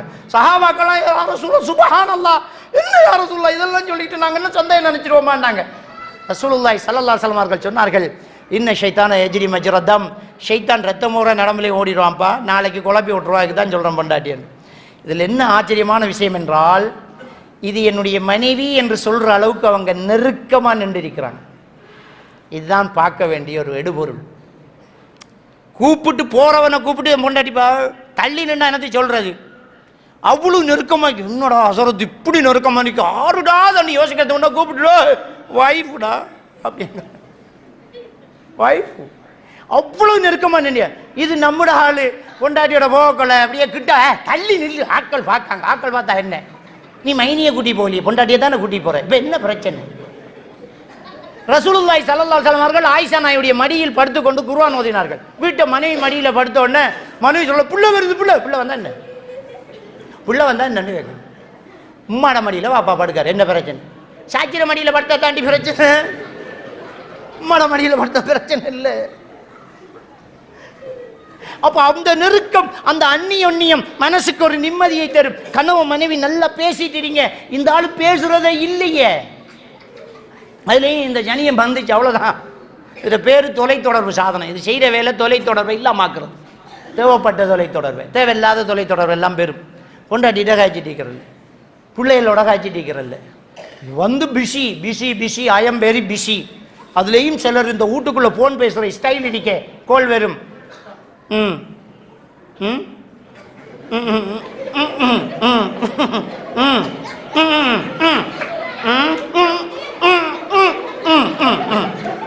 இவ்வளவுதான், ஒரு வேச்சும் இல்லை. ஏனண்டா பொண்டாட்டி இருக்கா. அப்ப எப்படி போன் பேசுறான், எப்படி போன் பேசுறான்? அதுக்குள்ள எவ்வளவு அர்த்தம் தெரியுமா? பொண்டாட்டி இருக்கா. இந்த அளவுக்கு நிறைய பேருக்கு வேற தொடர்புகள், பாம்பாட்டிக்கும் பப்பாட்டி, இந்த அளவுக்கு நிலைமை போச்சு. அப்படி இருக்கக்கூடாது. ஹஸ்பண்ட் அண்ட் ஒய்ஃப் பேசுங்க, அவங்களுக்குள்ள நல்ல உரையாடல் இருக்கணும், நல்லா கழிச்சிட்டிக்கணும், பிள்ளைகளோட வாப்பா உமா இருந்து விளையாடணும், பேசணும், குடும்பத்தில் நிம்மதி இருக்கும், காலிக்கோட்டில் கேஸ் போகாது. நம்ம நெந்நேரமும் பேசிட்டு இருந்தா இன்னொருத்தன் இடையில வந்து பேச மாட்டானுங்கிறது விளங்கணும் நமக்கு. நாம் எந்நேரமும் பேசிட்டு இருக்கணும், விளங்கிட்டா? அதான் ரொம்ப பெரிய ஒரு முக்கியமான ஒரு விஷயம். ரொம்ப கவனமாக இருக்கணும். அப்போ இஸ்லாமிய மார்க்கம் சொல்லக்கூடிய இந்த நல்லமல்களை எல்லாம் செய்யி, உனக்கு நிம்மதி வரும். நல்லமல் செய், பாவம் செஞ்சிடாதன்ற அர்த்தம். நல்லமல் செஞ்சால் நிம்மதி அப்படின்ற என்ன அர்த்தம்? பாவம் செஞ்சால் நிம்மதி இல்லை. அஜ்னபி மஹரமி உறவு வீட்டுக்குள்ள பேணு, குடும்பத்தில் நிம்மதி இருக்கும். நீ அஜ்னபி மஹரமி உறவு பேணல்ல, உனக்கு நிம்மதியா இருக்காது. இன்னும் அவன் இப்படி காய்ச்சிட்டு பொண்டாட்டியோட, நீ தானே விட்ட, நீ தான் பிளேண்டி ஊத்திக்கு வாடின்னு சொன்ன. ஓ 5 டீ ஊத்து அப்படிங்கிற. அவ குனிஞ்சு நிமிந்து டீயை வைப்பா, அவன் நிமிந்து டீயை எடுப்பான். என்னத்துக்கு இது? நீயே போய் கிச்சனில் போய் டீயை வேண்டி வந்து கொடுக்கவனே, அவன் என்னத்துக்கு வாரா? அதுக்குள்ளே அவள் டீயை கொண்டாந்து வச்சு போட்டு எடுங்க, வச்சா எடுப்பான் தான், எடுங்கள குடிங்கள, அவர்த்தையே நிற்கிறது. அது மட்டும் இல்லை, வைஃப் சோமரிக்காவா, அதை ஃபோன் பண்ணி கேள, அவளை நம்பர் இருக்கு, இவர்கிட்ட கேட்க. அப்ப அஜ்னபி மஹரமி உறவு பேணுங்க, அஜ்னபி மஹரமி உறவு பேணுங்க, நிம்மதி இருக்கும். நாம் அஜ்னபி மஹரமி உறவு பேணுறோம் இல்லையே. ஒரு ஆணும் பெண்ணும் தனித்திருந்தால் 3வது ஷைத்தான் என்ற ரசூலுல்லாஹ் சொன்னதுக்கு நம்ம ஆள் சொல்றது என்ற உள்ள தங்கம், ஒண்ட உள்ள தங்கம், ஒண்ட உள்ள தங்கம், அந்த பொடி எனக்கு தங்கம், அந்த இடையில ஒன்று வந்து உட்காருமே, அது தங்கம் இல்லை தங்கம், அது ஷைத்தான். அதுக்கு எடுத்து போட்டு, அதுக்கு எடுத்து போட்டுரும். இண்டிவிஜுவல் கிளாஸ், பிள்ளைக்கு இண்டிவிஜுவல் கிளாஸ். ஏண்டா வானத்தால் உளுந்தவர் தானே அவருக்கு, வயசானவரான். வயசானவர்ண்டா எவ்வளோ கேஜி வயசான ஆக்களை கேஜி வந்திருக்கு நம்மக்கிட்ட. இண்டிவிஜுவல் கிளாஸ், தனியாக ஆட்டாவில் அனுப்புறது, அசரத் ஊட்ட வந்து ஓதி கொடுக்கறது, ஓதி கொடுக்குற அசரத்து உம்மாவை கோல் பண்ணி அண்டை பிள்ளை பாடம் தந்த மாஷால்லா நாளைக்கும் சொல்லி கொடுத்து அனுப்புங்க. பிள்ளைட வாப்பாட நம்பர் இல்லையா அசரத்துக்கிட்ட, இது அசரத்து மாற பிரச்சனை. ஐயோ கோல் பண்ணி அவங்க அந்த இது சொல்கிறது கார்கூன் சாரி, தேவையில்லாத தொடர்புகள், தேவையில்லை, வைக்கக்கூடாது. தொடர்ந்து ஒரே ஆட்டோக்காரனை வச்சுக்கிட்டு இருப்பாங்க, அவனோட காய்ச்சி மகிழ்ந்து சிரிச்சிருப்பான், புருஷனோடய அப்படி சிரிச்சு போய்க்க மாட்டான். எல்லாரையும் சொல்லலை, சிலர் நல்லவங்க இருக்கிறாங்க, ஆனால் நிறைய தவறு அங்கே தான் நடக்குது. இப்போ இண்டிவிஜுவல் கிளாஸு, அது இது நைட் கிளாஸு, இப்படி எவ்வளோ இதைத்தான் நம்ம ஒரு வார்த்தையில் சொன்னோம், ஒரு பயானில். மானத்தை இழந்து பட்டம் பெறுவதை விட மானத்தோடு பட்டிக்காடாயிருன்னு சொன்னோம். அதை ஒருத்தர் போஸ்டர் எழுதி போட்டார், ஏகப்பட்ட விமர்சனம். இவர் எப்படி பட்டம் பெற்றார், இவர் பிஎஸ்சி பெற்றார், எப்படி மானங்கட்டா. இதே புரிஞ்சிக்காத பட்டதாரிகளை பார்க்கும்போது தான் எனக்கு பரிதாபமாக இருந்துச்சு. சில நேரம் குதிரை ஓடி இருப்பார்களோ, காசு கொடுத்து வாங்கி நான் என்ன சொன்ன நீ என்ன விளங்கி எழுதுற நீ, அதில் கொமெண்ட் பண்ணுறாங்க. படித்த டாக்டர்ஸ் மாதிரி கொமெண்ட் பண்ணுறாங்க, இன்ஜினியர், டாக்டர், லோயர், அவங்களுக்கு ரோஷம் வந்துட்டோம். பட்டதாரிகளை கிண்டல் பண்ணுகிறார் இவர். நான் யாரை கிண்டல் பண்ணேன்? பட்டதாரியை கிண்டல் பண்ணினா, படுமோசமான பட்டதாரியை கிண்டல் பண்ணுனா, யாரோட கிண்டல் பண்ண? இந்த படிப்புக்காக மானத்தை இழந்து ரோஷம் கெட்டு தவறு செஞ்சு ஜினா செஞ்சு படிக்கணும்னு நினைக்கிறவனை கிண்டல் பண்றான். அவனை கிண்டல் பண்ணணுமா இல்லையா? அவன் நீ என்ன எல்லாத்தையும் இழந்துட்டு படிக்கணும்னு சொல்றியா? நான் என்ன சொன்ன, படிக்க கூடாதுன்னு சொன்னா, படி, மானத்தோட படி, ஈமானோடு படி, இஸ்லாத்தோடு படி. எவ்வளவு பேர் நல்லா இருந்திருக்கிறாங்க, எவ்வளவு டாக்டர்ஸ் மாதிரி, எவ்வளவு லோயர் மாதிரி, எவ்வளவு ஆசிரியர்கள், எவ்வளவு பட்டதாரிகள் மானத்தோடு படித்து வந்திருக்கின்றார்கள். இப்ப யூனிவர்சிட்டிக்கு போனதுக்கு பிறகுதான் தெரியுது பத்தைகள் எதற்கு என்று. பதுங்கத்தான். அப்ப சிந்திச்சு பாருங்க, நாங்க பட்டதாரிகளை கிண்டல் பண்ணல, கற்போடு படி என்று சொன்னோம். அப்ப இன்றைக்கு ஸ்கூல்ல நைட்டு கிளாஸ் 9 மணிக்கு உமா ரோட்ல நிக்க, பிள்ளைய காணல. 10 மணிக்கு வந்து பிராக்டிக்கல்ங்குது பிள்ளை. அப்ப தயவு செஞ்சு கொஞ்சம் சிந்திச்சு பாருங்க. அஜ்னபி மஹரமி உறவு பேணுங்க. வீட்டுக்குள்ள திரை இருக்கணும், ஆண் பெண்ங்கிறது பிரிஞ்சிருக்கணும்.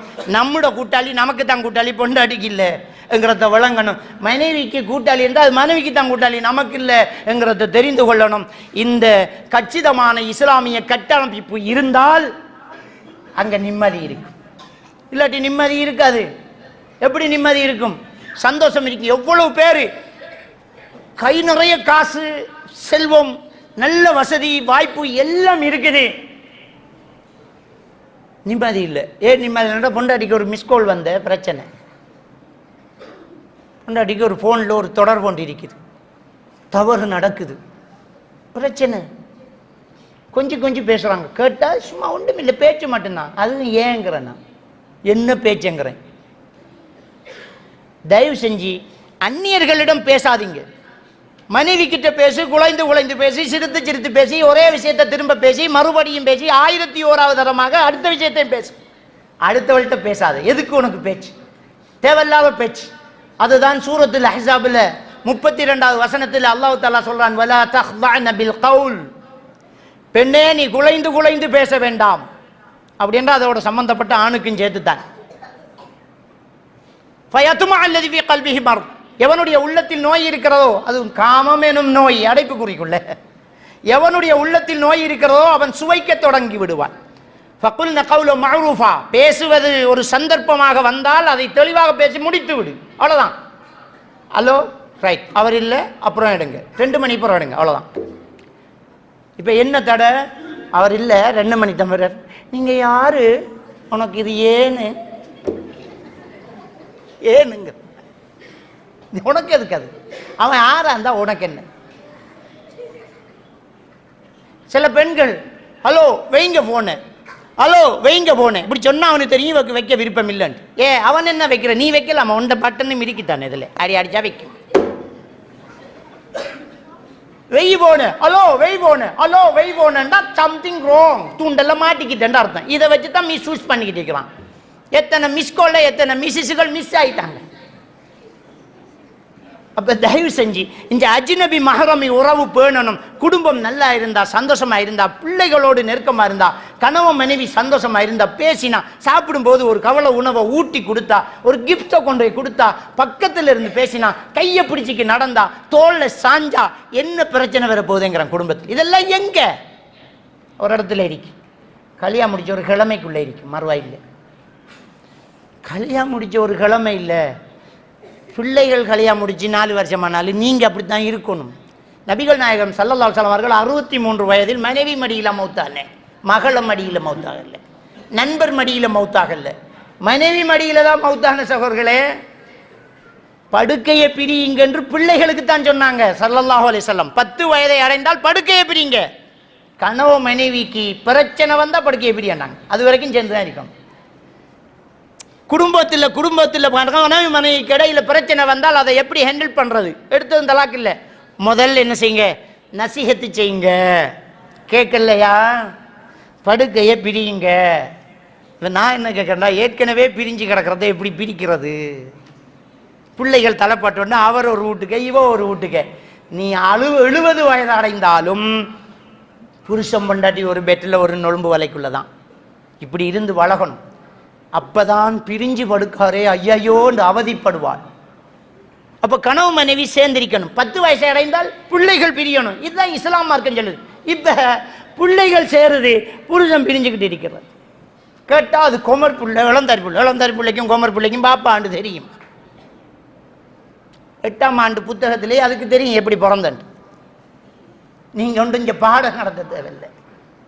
உமா அப்பா சேர்ந்துதான் இருக்கணும். அப்ப இஸ்லாம் சொல்லக்கூடிய இந்த நல்ல அமல்கள் இருக்கும்போது மகிழ்ச்சி இருக்கும். பேசிக்கொண்டிருக்க வேண்டும். கணவன் மனைவி நிறைய பேசணும், மனம் விட்டு பேசணும், மனசில் உள்ள பாரங்களை இறக்கி வைக்கணும். அப்ப சஃபியா நாயகி தேடி வந்து பேசிட்டு போற அளவுக்கு கணவன் மனைவி உறவு அந்த வயதில் இருந்திருக்கிறது என்றால் இது நமக்கு ஒரு எடுத்துக்காட்டு. நாங்க பேசணும். இதெல்லாம் நல்ல அமல்கள், இஸ்லாம் சொல்லக்கூடிய விஷயங்கள். இதுல நமக்கு கண்டிப்பா நிம்மதி இருக்கு. அப்ப இது போக இதுக்கு மாற்றமாக இருந்தால் எப்படி நிம்மதி இருக்கும்? மனைவியோட பேசியே பல நாளா போச்சு. அப்படி இருக்கக்கூடாது. அதுல இந்த 4 விஷயத்துக்கிட்ட இப்ப வருவோம். நம்ம ஸ்ட்ரெஸ் மேனேஜ்மெண்ட் ஸ்கில்ஸ் 4 விஷயம் இருக்குதுன்னு சொன்னனே. இப்ப இதெல்லாம் பிரச்சனை வந்தாச்சு, நிறைய பிரச்சனைகள் இருக்குது. இந்த பிரச்சனையிலேருந்து நாம எப்படி விடுபடுறது அப்படி என்று வந்தால், முதலாவது கலா கதிரை நாங்கள் அப்படியே எடுத்துட்டோம்னா அதான் முதலாவது பிரச்சனை. கலா கதிர் அதை நம்பணும். நம்பினால் தலையில் இருக்கிற பாரம் குறையும்.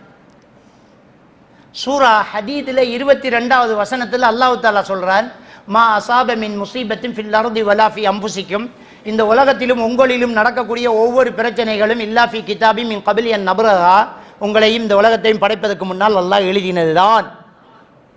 கலாக்கது என்ன நடந்தாலும் ஃபர்ஸ்ட் நம்ம எடுக்கக்கூடிய ஆயுதம் அல்ஹம்துலில்லாஹ் அல்லாஹ்வுடைய ஏற்பாடு. என்ன நடந்திருக்குது? அல்லாஹ்வுடைய ஏற்பாடு. கண்ணுக்கு முன்னுக்கு கரியா போச்சு. கலா கதிர் அல்லாஹ்வுடைய ஏற்பாடு, அல்லாஹ்வுடைய ஏற்பாடு. அவ்வளவுதான். இதை சொல்லிட்டு அல்லாஹ் தஆலா 23வது வசனத்துல சொல்றான் சூரா ஹதீதுல, லிகைலா தஸவலா மா ஃபாத்தக்கும், உனக்கு மிஸ் பண்ணி போனதுல நீ கவலைப்படாமல் இருக்கிறதுக்கு இதுதான் வழி. வஅல்லா தஃப்ரஹு பிமா ஆதாக்கும், உனக்கு கிடைத்ததில் நீ பெருமை அடிக்காமல் இருக்கிறதுக்கு இதுதான் வழி. அதுவும் இஸ்தஸ் தான். நல்ல விளைச்சல் வந்தோடனே என்ன தெரியும், நாம அப்படித்தானே விவசாயம் பண்றேன், நாம அந்த டைமுக்கு விதைப்பம் தெரியுமா, விடிய விடிய காய்ச்சிட்டு இருந்துருவான், மென்டல் ஆப்பித்துருவான். அல்லாஹ் தந்தது. நான் அப்படித்தான் எக்ஸாம் எழுதினேன். எங்களோட பரம்பரையே அப்படித்தான்டா.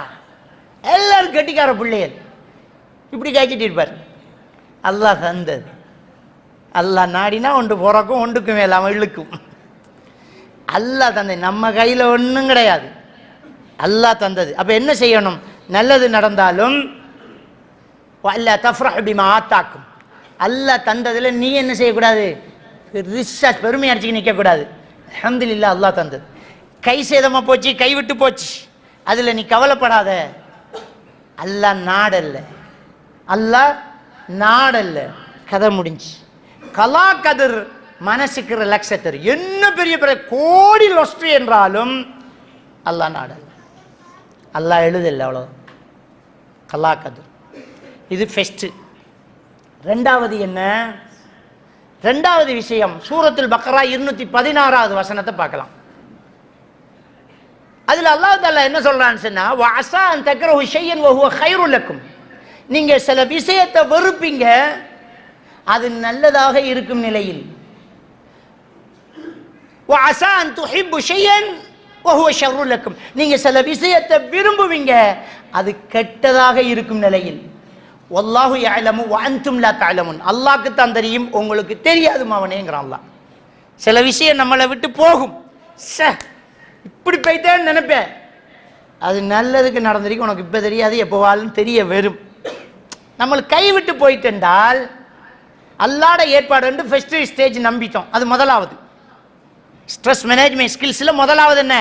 கலா கதிர். அல்லாஹ் நாடல, அவ்வளவுதான், கதை முடிஞ்சு. அதுக்கு மேல என்ன பேச்சுங்கிறேன்? அல்லாஹ் எழுதல, கலா கதிரை நம்பி இருக்கிறோம். அல்லாஹ் அவ்வளவுதான் நாடி இருக்கிறான், அவ்வளவுதான். எல்லாம் அல்லாஹ் பொறுப்பு எடுத்துட்டான். சூரா ஹூத் 6வது வசனத்தில் அல்லாஹ் தஆலா சொல்றான், வமா மின் தாபத்தின் ஃபில் அர்லி இல்லா அலல்லாஹி ரிஸ்குஹா, ஒவ்வொரு உயிருக்கு ரிஸ்க் பொறுப்பை நாம எடுத்துட்டோங்கிறான். சூரத்தில் அன்ஆம் 59வது வசனத்தில் அல்லாஹ் தஆலா சொல்றான், வமா தஸ்குத்து மின் பரகத்தின் இல்லா யஅலமுஹா, ஒரு மரத்தில் இருக்கிற இலை கூட அல்லாஹ்வுடைய நாட்டத்தில் இல்லாம கீழே விழாது அப்படிங்கிறான். சூரா ஹதீத் 22வது வசனத்தில் சொல்றான், நாம் உங்களை படைப்பதற்கு முன்னாலே என்ன நடக்கும் என்று எழுதிட்டோம் என்கிறான். அப்ப அல்லாஹ்வுடைய நாட்டம் தான் நடக்குது, அல்லாஹ் எழுதினதான் நடக்குது. நபிகள் நாயகம் ஸல்லல்லாஹு அலைஹி வஸல்லம் அவங்க சொன்னாங்க, என்ன நடந்தாலும் முடிவில் நீ பேச வேண்டியது கத்தர் அல்லாஹு வ மா ஷா ஃபஅல். அபூ ஹுரைரா ரலியல்லாஹு தஆலா அன்ஹு அறிவிக்கிறார்கள், முஸ்லிம் கிரந்தத்தில் பதிவா இருக்கக்கூடிய ஹதீஸ், அல்லாஹ் நாடியது நடந்திருக்கிறது, பஸ், அவ்வளவுதான். இதுல என்ன குற்றம் சொல்லி, ஒன்ன குற்றம் சொல்லி, காலத்தை குற்றம் சொல்லி, மழையை குற்றம் சொல்லி கரண்ட குற்றம் சொல்லி எதுவுமே ஆகாதுமா அவனே, அல்லாஹ் அவ்வளவுதான் நாடி இருக்கேன், அல்லாஹ் எழுதினது நடந்திருக்குது போ. நபிகள் நாயகம் ஸல்லல்லாஹு அலைஹி வஸல்லம் அவர்கள் சொன்னார்கள், திருமிதி கிரந்தத்திலே பதிவாயிருக்கக்கூடிய ஒரு ஹதீஸ், ஒரு சின்ன குழந்தையிடம் உட்கார்ந்து சொன்னார்கள், மகனே உன் செருப்பின் வார் இருந்தாலும் அல்லாஹ்விடம் கேள்.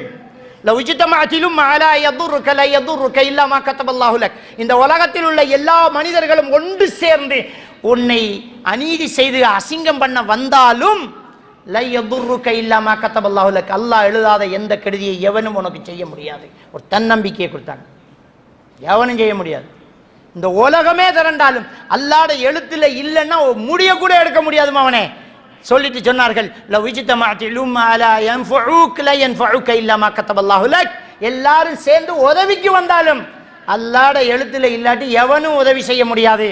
சொந்த காலினில் அடுத்தவனை நம்பாதே சொல்லிட்டு ஸல்லல்லாஹு அலைஹி வஸல்லம் அவர்கள் சொன்னார்கள், ருஃபியத்தில் அக்லாம் வ ஜுஃபத்தி ஸுஹுப், பேனைகள் உயர்த்தப்பட்டு ஏடுகள் மூடப்பட்டாச்சு.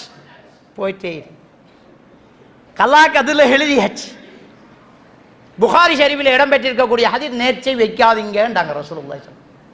நேர்ச்சை வச்சா நிறைவேற்றணும், ஆனால் நேர்ச்சை வைக்காதேன்னாங்க. ஏன் சொல்றாங்க தெரியுமா? எழுதினதான் நடக்கும். நீ நேர்ச்சை வச்சதால நோய் குணமடையவும் போறதில்ல, நீ நேர்ச்சை வச்சதால காணாத்த பொருள் கிடைக்க போறதும் இல்லை. எழுத்து முந்திட்டு நேர்ச்சை வைக்காது.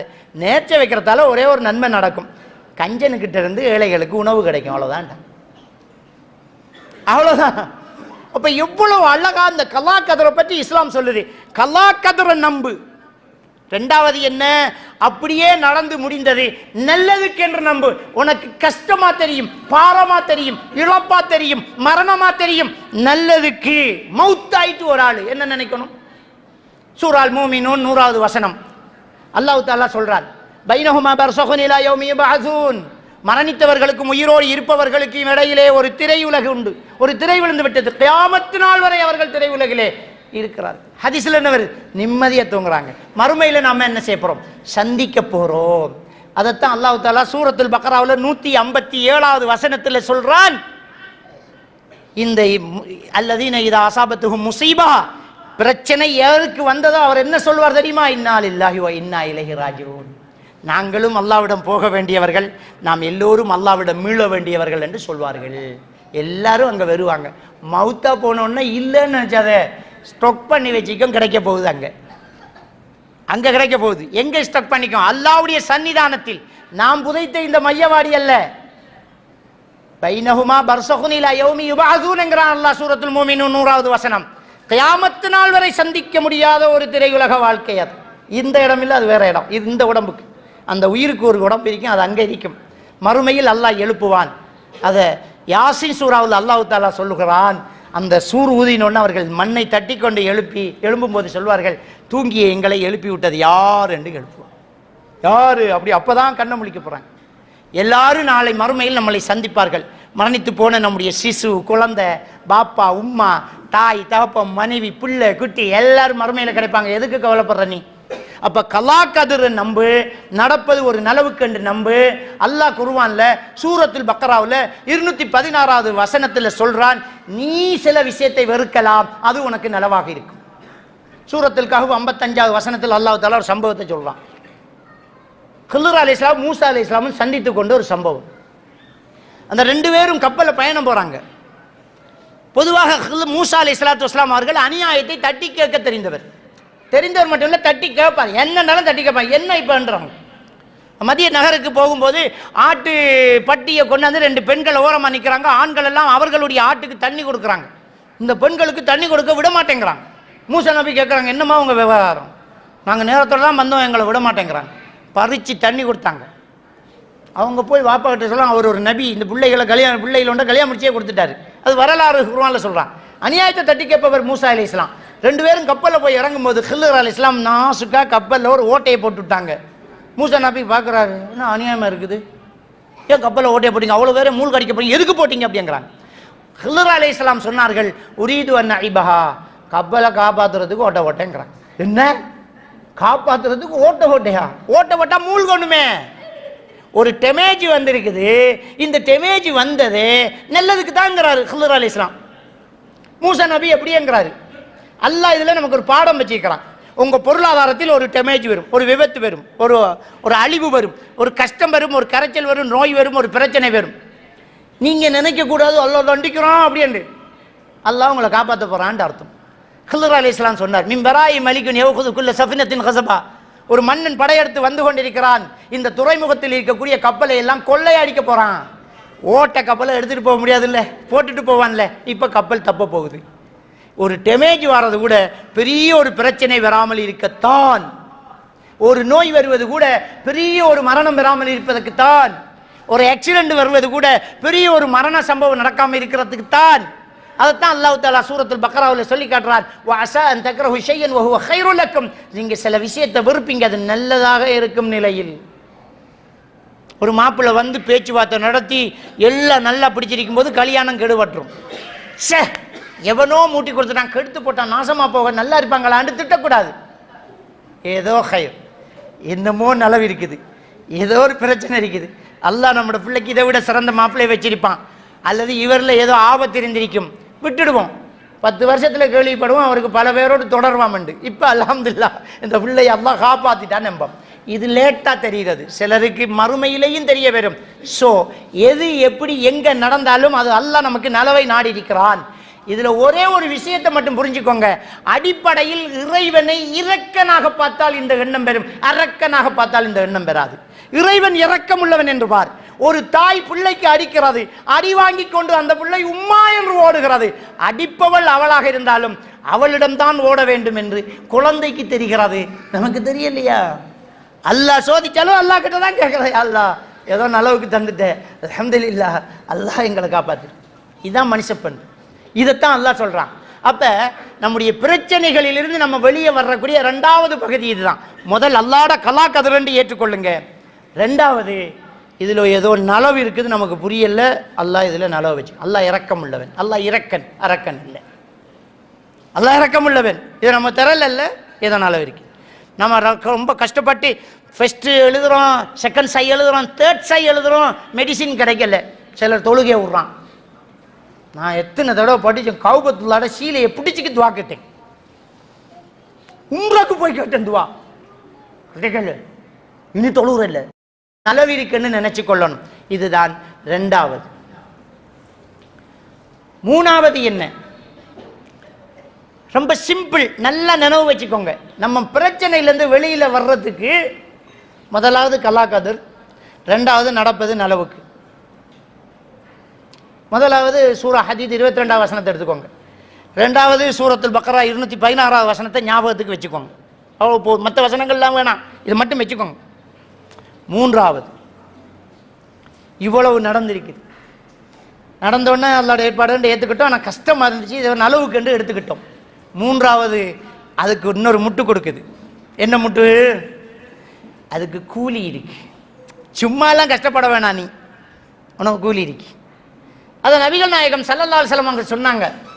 அஜபன் லி அம்ரில் மூமின், முஸ்லிம் கிரந்தத்தில் பதிவாகக்கூடிய ஹதீஸ், அபூ ஹுரைரா ரலியல்லாஹு தஆலா அவர்கள் அறிவிக்கிறார்கள், அஜபன் லி அம்ரில் மூமின், ஒரு மூமினுடைய விடயம் ஆச்சரியமானது. இன்ன அம்ரஹு குல்லஹு கைர், அவனுக்கு என்ன நடந்தாலும் நல்லதுதான். வலைஸ ஸாலிக லி அஹதின் இல்லா லில் மூமின், இந்த பாக்கியம் மூமினுக்கு மட்டும்தான், வேற எவனுக்கும் கிடையாது, வேற யாருக்கும் கிடையாது, மூமினுக்கு மட்டும்தான். சொல்லிட்டு அல்லாஹ்வுடைய தூதர் ஸல்லல்லாஹு அலைஹி வஸல்லம் அவங்க சொன்னாங்க, இன் அஸாபத்துஹு ஸர்ரா, அவனுக்கு மகிழ்ச்சியான ஒரு விஷயம் நடக்கிறது என்றால், ஷக்கரல்லாஹ், அல்லாஹ்வுக்கு நன்றி செலுத்துகிறான், ஃபகான கைரன் லஹு, அவனுக்கு நன்மையாக எழுதப்படுகிறது. வயின் அஸாபத்துஹு தர்ரா, அவனுக்கு ஒரு கெடுதி நடக்கிறது, கஷ்டம் நடக்கிறது, சபுர, அல்லாஹ்வுடைய ஏற்பாடு என்று பொருந்திக் கொள்கிறான், ஃபகான கைரன் லஹு, அவனுக்கு அது நலவாக போய்விடுகிறது. அதே முஸ்லிம் கிரந்தத்தில் இன்னொரு ஹதீஸ், நபிகள் நாயகம் ஸல்லல்லாஹு அலைஹி வஸல்லம் அவர்கள் சொன்னார்கள், ஒரு மூமினுக்கு ஏற்படக்கூடிய நோய், துன்பம், வலா ஹம்மின் வலா ஹுஸ்னின் வலா அதா ஹத்தா ஷௌகத்தன் யுஷாக்குஹா இல்லா கஃபரல்லாஹு ஹதாயாஹு, ஒரு மூமினுக்கு ஏற்படக்கூடிய நோய், துன்பம், கவலை, வேதனை, நோவு, முள்ளு தச்சாலும் இல்லா கஃபரல்லாஹு ஹதாயாஹு, அவருடைய பாவம் அதனால் அழியுது. இன்னொரு ரிவாயத்தில் ஒரு நன்மை அவருக்கு எழுதப்படுது. ஒரு முள்ளு தச்சாலும் மகனை யோசிக்க கூடாது, இதுக்கு நமக்கு ஒரு பாவம் அழியுது, ஒரு நன்மை எழுதப்படுது. தலைவலி, ஒரு பாவம் அழியுது, ஒரு நன்மை எழுதப்படுது. நம்மளை ஒருத்தன் திட்டான், மனசு நொந்து வச்சு, பாவம் அழியுது, நன்மை எழுதப்படுது. நம்மள்ட்ட இருந்து திருடிட்டு போயிட்டான், நமக்கு அது நன்மையாக கிடைக்க போகிறது. நம்ம வச்ச மரத்தில் ஒரு புழு இலையை கடிக்குது, நன்மை கிடைக்க போகுது. ஸல்லல்லாஹு அலைஹி வஸல்லம் அவர்கள் சொன்னார்கள், நீ வைத்த மரத்தில் ஒரு திருடன் திருடினாலும் நன்மை கிடைக்கும்ன்றாங்க. ஒரு பறவை நிழலுக்கு உட்கார்ந்தாலும் நமக்கு நன்மை கிடைக்குங்கிறாங்க. இந்த மூமின் இந்த உலகத்தில் எதையும் சிதைக்கல, எல்லாத்தையும் விதைக்கிறான், மறுமையில் முளைக்கும். அவ்வளவுதான், மறுமையில் முளைக்கும், எல்லாமே கிடைக்கும். நடந்து போகும்போது இது இடுப்பில் அடிச்சுட்டா அடுத்த கட்டம் ஹைர், ஏதோ பாவம் அழியுது, ரிலாக்ஸ். என்ன நடந்தாலும் நம்ம 1 கோடியை ஒருத்தன் சுருட்டிட்டான், ஏமாத்திட்டான், ஐயோ 1 கோடியை சுருட்டிட்டான், ஒன்றும் யோசிக்காது. சுருட்டினவனும் மறுமையில் அல்லாஹ்கிட்ட தான் வரணும், நாமளும் அல்லாஹ்கிட்ட தான் போகணும். எல்லாமே கிடைக்கும், எல்லாமே கிடைக்கும், ஒன்றும் மிஸ் ஆகாது. நம்மகிட்ட கடன் வேண்டிட்டு ஏமாத்தினவன், திருடினவன், கொள்ளையடிச்சவன், ஆட்டையை போட்டவன், கலவரமண்டு வந்து கடைக்கு தீ வச்சவன் எல்லாரும் பெறுவாங்க. எரிஞ்சு போனது எவ்வளவு கணக்கு தப்பா நாம சொல்லலாம், அல்லாஹ் சரியா தான் சொல்லுவான். இவ்வளவு ஒன்றுட்ட எரிஞ்சு போயிருக்கு, இன்ன வரைக்கும் அவனே சொர்க்கம் போ. அது 1-2 கிடையாது, பல மடங்கு அல்லாஹ் இரட்டிப்பாக்கி தருவான். அப்ப எல்லாத்துக்கும் கூலி உண்டு. 3வது, இப்போ அப்படியே நிமிந்துட்டோம், ஸ்ட்ரெஸ்ல இருந்து இப்போ நிமிந்தாச்சு, கல்லாக்காதுலயே முக்காவாசி நிமிந்துட்டோம், நடப்பது நலவுக்கு இன்னும் கொஞ்சம் நிமிந்துட்டோம். ஐயோ இதுக்கெல்லாம் மறுமையில கிடைக்குதே கூலி, முழுசா நிமித்திட்டோம். 4வது முக்கியமானது, இதுக்கு சூரத்து நிசாவினுடைய 153வது வசனத்தை நினைவு வச்சுக்கோங்க. 4வது விஷயத்துக்கு சூரத்து நிசா 153வது வசனத்தை நினைவு வச்சுக்கோங்க. நபிகள் நாயகம் ஸல்லல்லாஹு அலைஹி வஸல்லம் அவர்களிடம் குறைஷியர்கள் வந்து, நீங்கள் அல்லாஹ்வின் தூதர் என்று நம்ப வேண்டும் என்றிருந்தால் எங்க கண்ணுக்கு முன்னாடி சர்ரண்டு அப்படியே வானத்துக்கு போய் வரும்போது வேதத்தோட வாங்க நம்புறோண்டாங்க. நபி அவர்களுடைய மனசு உடைஞ்சு போச்சு, ஸ்ட்ரெஸ் ஆயிட்டாங்க. இவ்வளவு கதைச்சும் நம்மளை ஏற்றுக்கொள்ளலையே, நேற்று வரைக்கும் நம்மளை சாதிக்கன்னு சொன்னவங்க, அமீன் என்று சொன்னவங்க, இன்னைக்கு நம்மக்கிட்ட இப்படி ஒரு வாதத்தை வைக்கிறாங்களே. அல்லாஹ்விட முறையிட்டார்கள். அல்லாஹ்வுக்கு மேராஜ் கொண்டு போன அல்லாஹ்வுக்கு, சந்திரனை பிளந்து காட்டின அல்லாஹ்வுக்கு, அப்படியா எல்லாரையும் கூப்பிடு அப்படின்னு முகமது நபி அப்படியே தூக்கி புத்தகத்தோட திரும்ப அனுப்ப முடியாமலுக்கெல்லாம் கிடையாது. அல்லாஹ்வுடைய தூதர் சாதிச்சு காட்டவில்லை. அல்லாஹ்வுடைய தூதருக்கு அல்லாஹ் என்ன செய்கிறான் என்றால், இந்த பிரச்சனையிலிருந்து எப்படி வெளிவருவது அப்படி என்று ஒரு கவுன்சிலிங் கொடுக்குறான். எப்படி வாரது அவனுக்கெல்லாம் காட்ட முடியும், அவன் வரமாட்டான் இஸ்லாத்துக்கு போ. அப்படியே நீ போய் வந்து புத்தகத்தோட வந்தாலும் அதில் எல்லாம் டிசைன் போடலைன்றான் அவன். இல்லாட்டி எதிலோ என்னமோ தந்திரம் பண்ணிட்டு நீ சைத்தானால வந்துட்டேன்றான். அவன் திருந்த மாட்டான், அவன் உள்ளத்தில் சீலு.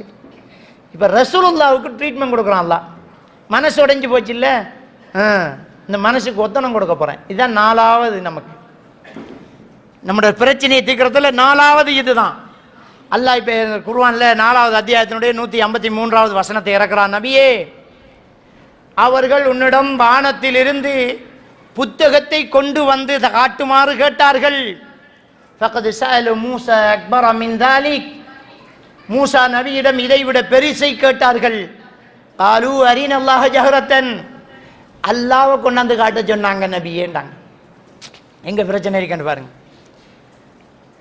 ரசூலுல்லாஹி ஸல்லல்லாஹு அலைஹி வஸல்லம் அவருடைய பிரச்சனையை அப்படியே அல்லாஹ் தூக்கி வச்சு, அதை விட பெரிய பிரச்சனையை பக்கத்தில் வச்சு பாரு, இது சின்னது அப்படிங்கிறான் அல்லாஹ். உனக்கிட்ட ஒரு வேதத்தை தான் மேலேருந்து கொண்டாந்து காட்ட சொன்னேன். ஆனால் மூசா நபிக்கிட்ட அரினல்லாஹ ஜஹரத்தன், அல்லாஹ்வை கொண்டாந்து காட்ட சொன்னேன். எது பெருசிப்பேன்? மனசை ரிலாக்ஸ் பண்ண வைக்கணும் என்றால் நமக்கு நடந்ததை பெருசாக வச்சிருக்க கூடாது, சிம்பிள் பண்ணணும். அதான் 4வது ஸ்கில், சிம்பிள் ஆக்குற. இப்போ நான் கேட்குறேன், நமக்கு இருக்கிற பிரச்சனைகள் ஒவ்வொருத்தருக்கும் ஒவ்வொரு பிரச்சனை இருக்கும். நம்முடைய இந்த பிரச்சனையை காசாவில் உள்ள ஒரு ஆளை கொண்டாந்து வச்சுட்டு கதைச்சா அவன் சிரிப்பான், இதெல்லாம் ஒரு பிரச்சனையா கேட்பான். காசாவில் இருக்கிறவனுக்கு நீங்கள் ஒரு பெரிய பிரச்சனையோட வந்து என் புருஷன் எப்படி திட்டினான் தெரியுமா, மாடு என்று திட்டினான். காசாவில் இருக்கிற புள்ள சிரிக்கும், மாடுன்னு திட்டினான் உனக்கு என்ன. அங்கே கொஞ்சம் திரும்பி பாரு, கையில் லேசாக கத்தி வெட்டினோட இப்படி தூக்கி பிடிச்சி பெண்டை சடிச்சு இப்படி ஒய்து பிடிச்சி ஐயோ கத்தி வச்சுட்டு கடையில் பார்சல் எடுத்துக்காங்கண்டு புருஷனார் ஊட்டி விட்டு அவள் துவா கேட்டு, இவர் ஊட்டி விட்றாரு, ஒரு மாதத்துக்கு ஆறாம இருக்கணும்ட்டு துவா கேட்டு இப்படியே வாழ்ந்து ஒரு சின்ன காயத்துக்கு இப்படி இருப்பாள். இதே ஆள் ஒரு எக்ஸிடம் பட்டு கால் உடஞ்சி முள்ளு தெரிச்சிருக்கும் போது டாக்டர் பெண்டேஜை போட்டுட்டுமா வேறு எவ்வளோத்தையும் காயம் இருக்கான்னு கேட்டால் இல்லைன்றவா. டாக்டரே தேடினா என்ன இருக்கணும், பிஞ்சு தோல் பார்த்து போட, அது சின்ன காயம் சேரம்பாள். கத்தி வெட்டினது தூக்கி பிடிச்சவ பெண்ணோம் பெரிய தோல் பிஞ்ச காயத்தை பார்த்து அது சின்ன காயம் சேரம்பா. அங்கே முள்ளு தெரிச்சத்தை பார்த்தவளுக்கு இதில் சின்ன காயம் தானே. நம்முடைய பிரச்சனையை பெருசுக்கு பக்கத்தில் வச்சு பார்த்தால் சின்னது தான். அதை ரெண்டு விதமாக யோசிக்கலாம். ஒன்று, உலகத்தில் பெரிய பிரச்சனைகள் இருக்குது என்று திரும்பி பார்த்தால் நமக்கெல்லாம் ஒரு பிரச்சனை கிடையாது. நான் கருப்பா இருக்கேன், அழகா இல்லை என்று சொல்லக்கூடியவர்கள் இன்னும் அங்கவீனர்களை பார்க்கும்போது அல்ஹம்துலில்லாஹ் இப்படியாச்சும் என்னை வச்சே அல்லாஹ்னு துஆ செய்வாங்க. இந்த அப்துல் ரஹ்மான் ஹைக்கு கவிஞன் அவர் ஒரு கவிதை எழுதுறார்.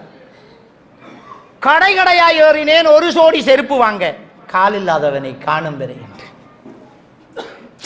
பிரச்சனை நம்மளை விட பெருசு இருக்குது என்று சொல்லும்போது இதெல்லாம் ஒண்ணுமே கிடையாதுன்னு ஆகிடும்.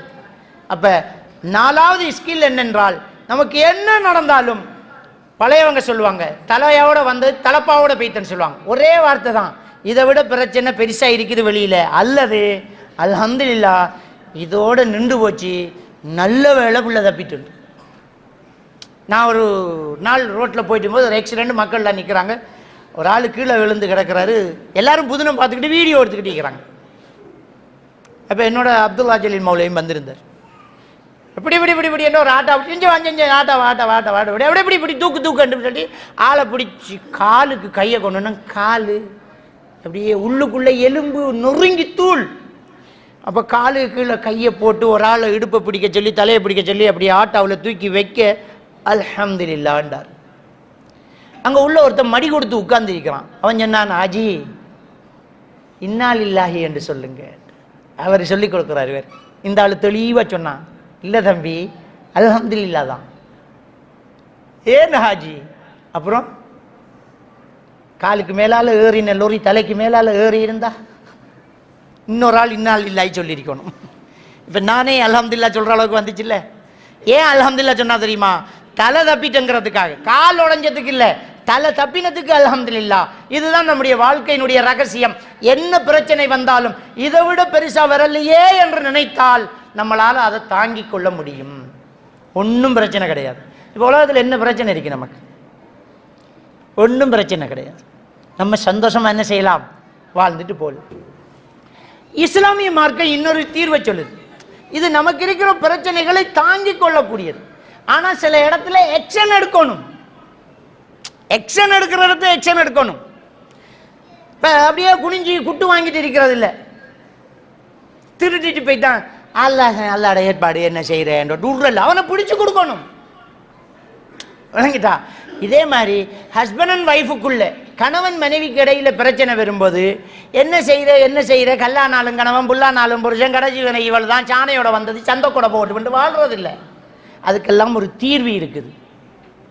இப்படியே வாழ்றது இல்லை, அட்ஜஸ்ட் பண்றது தான் செய்யலாம், அட்வைஸ் பண்றத செய்யலாம். ஆனா மார்க்கத்துக்கு முரணா நடக்கிறார் என்றால் அதுக்கு தீர்வு அத்துறது தான். விளங்கிட்டா? தொழுகை இல்லை பொண்டாட்டிக்கிட்ட, அப்ப தலாக் பண்ணு. தொழுகை இல்லாட்டி வாழ முடியாது. கணவன் கிட்ட தொழுகை இல்லை, தலாக் பண்ணு. தூள் பாவிக்கான், போதை வஸ்து பாவிக்கான் அப்படின்னா தலாக் பண்ணிடணும், அவனோட வாழ முடியாது. பெண்களோடு தொடர்பு வைத்திருக்கிறான், அட்ஜஸ்ட் பண்ணக்கூடாது. இது அல்லாஹ்வுடைய சட்டம். அல்லாஹ் சூரத்து நூறுல 24வது அத்தியாயத்தில் 3வது வசனத்தில் சொல்லி காட்டுறான், விபச்சாரம் செய்யக்கூடியவன் இன்னொரு விபச்சாரம் செய்யக்கூடியவளை தான் கல்யாணம் பண்ணணும், அல்லது முஷ்ரிக்கான பெண்ணை தான் கல்யாணம் முடிக்கணும். மூமினான பெண்ணுக்கு அவன் தகுதியில் விட்டுரு.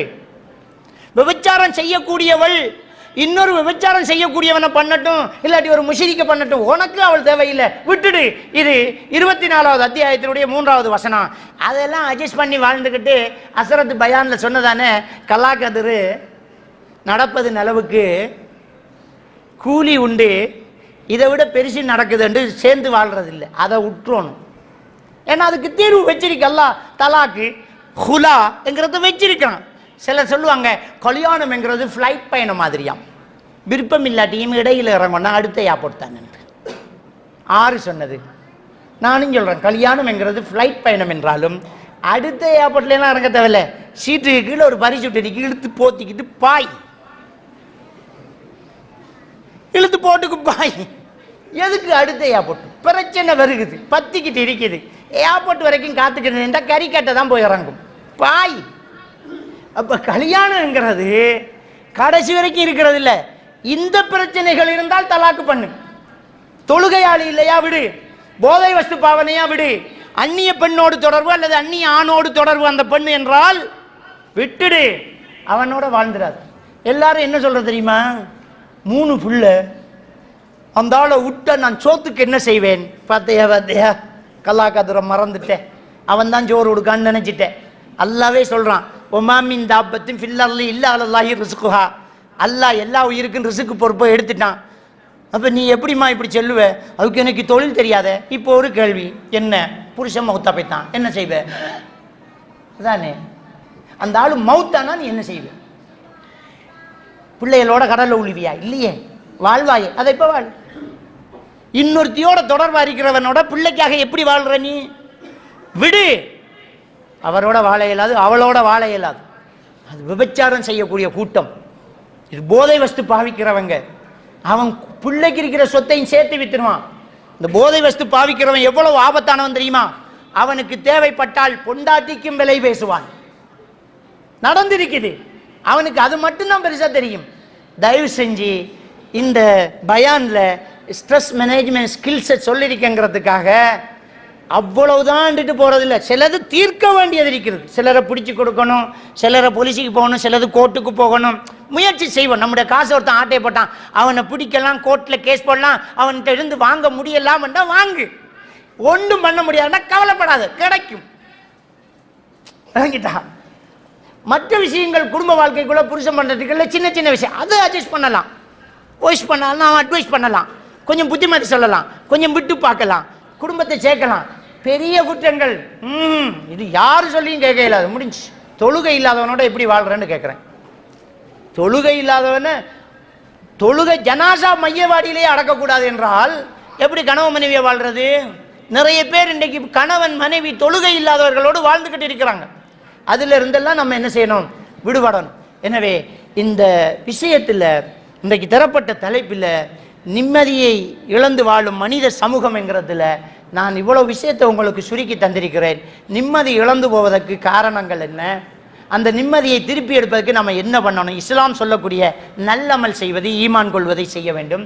அந்த ஈமான் கொண்டு நல்லமல் செஞ்சு நிம்மதியாக வாழ்ந்தாலும் இடையிலே வேறு வேறு பகுதிகளால் சில பிரச்சனைகள் வந்தால் அந்த பிரச்சனையிலிருந்து நம்முடைய மனசை எப்படி தளர்த்தி கொள்வது என்றால் அது ஸ்ட்ரெஸ் மேனேஜ்மெண்ட் ஸ்கில்ஸ் என்று இஸ்லாம் சொல்லக்கூடிய 4 அடிப்படையை நான் சொல்லியிருந்தேன்.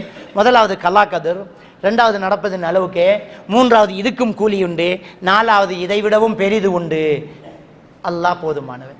இந்த அடிப்படையில் நம்முடைய வாழ்க்கையை கொண்டு போனால் அல்லாஹ் தஆலா எனக்கும் உங்களுக்கு நிம்மதியான வாழ்க்கையை தருவான் என்று சொல்லி விடைபெற்றுக் கொள்கின்றேன். வாஹ்ரு தவானா அல்ஹம்துலில்லாஹி ரப்பில் ஆலமீன்.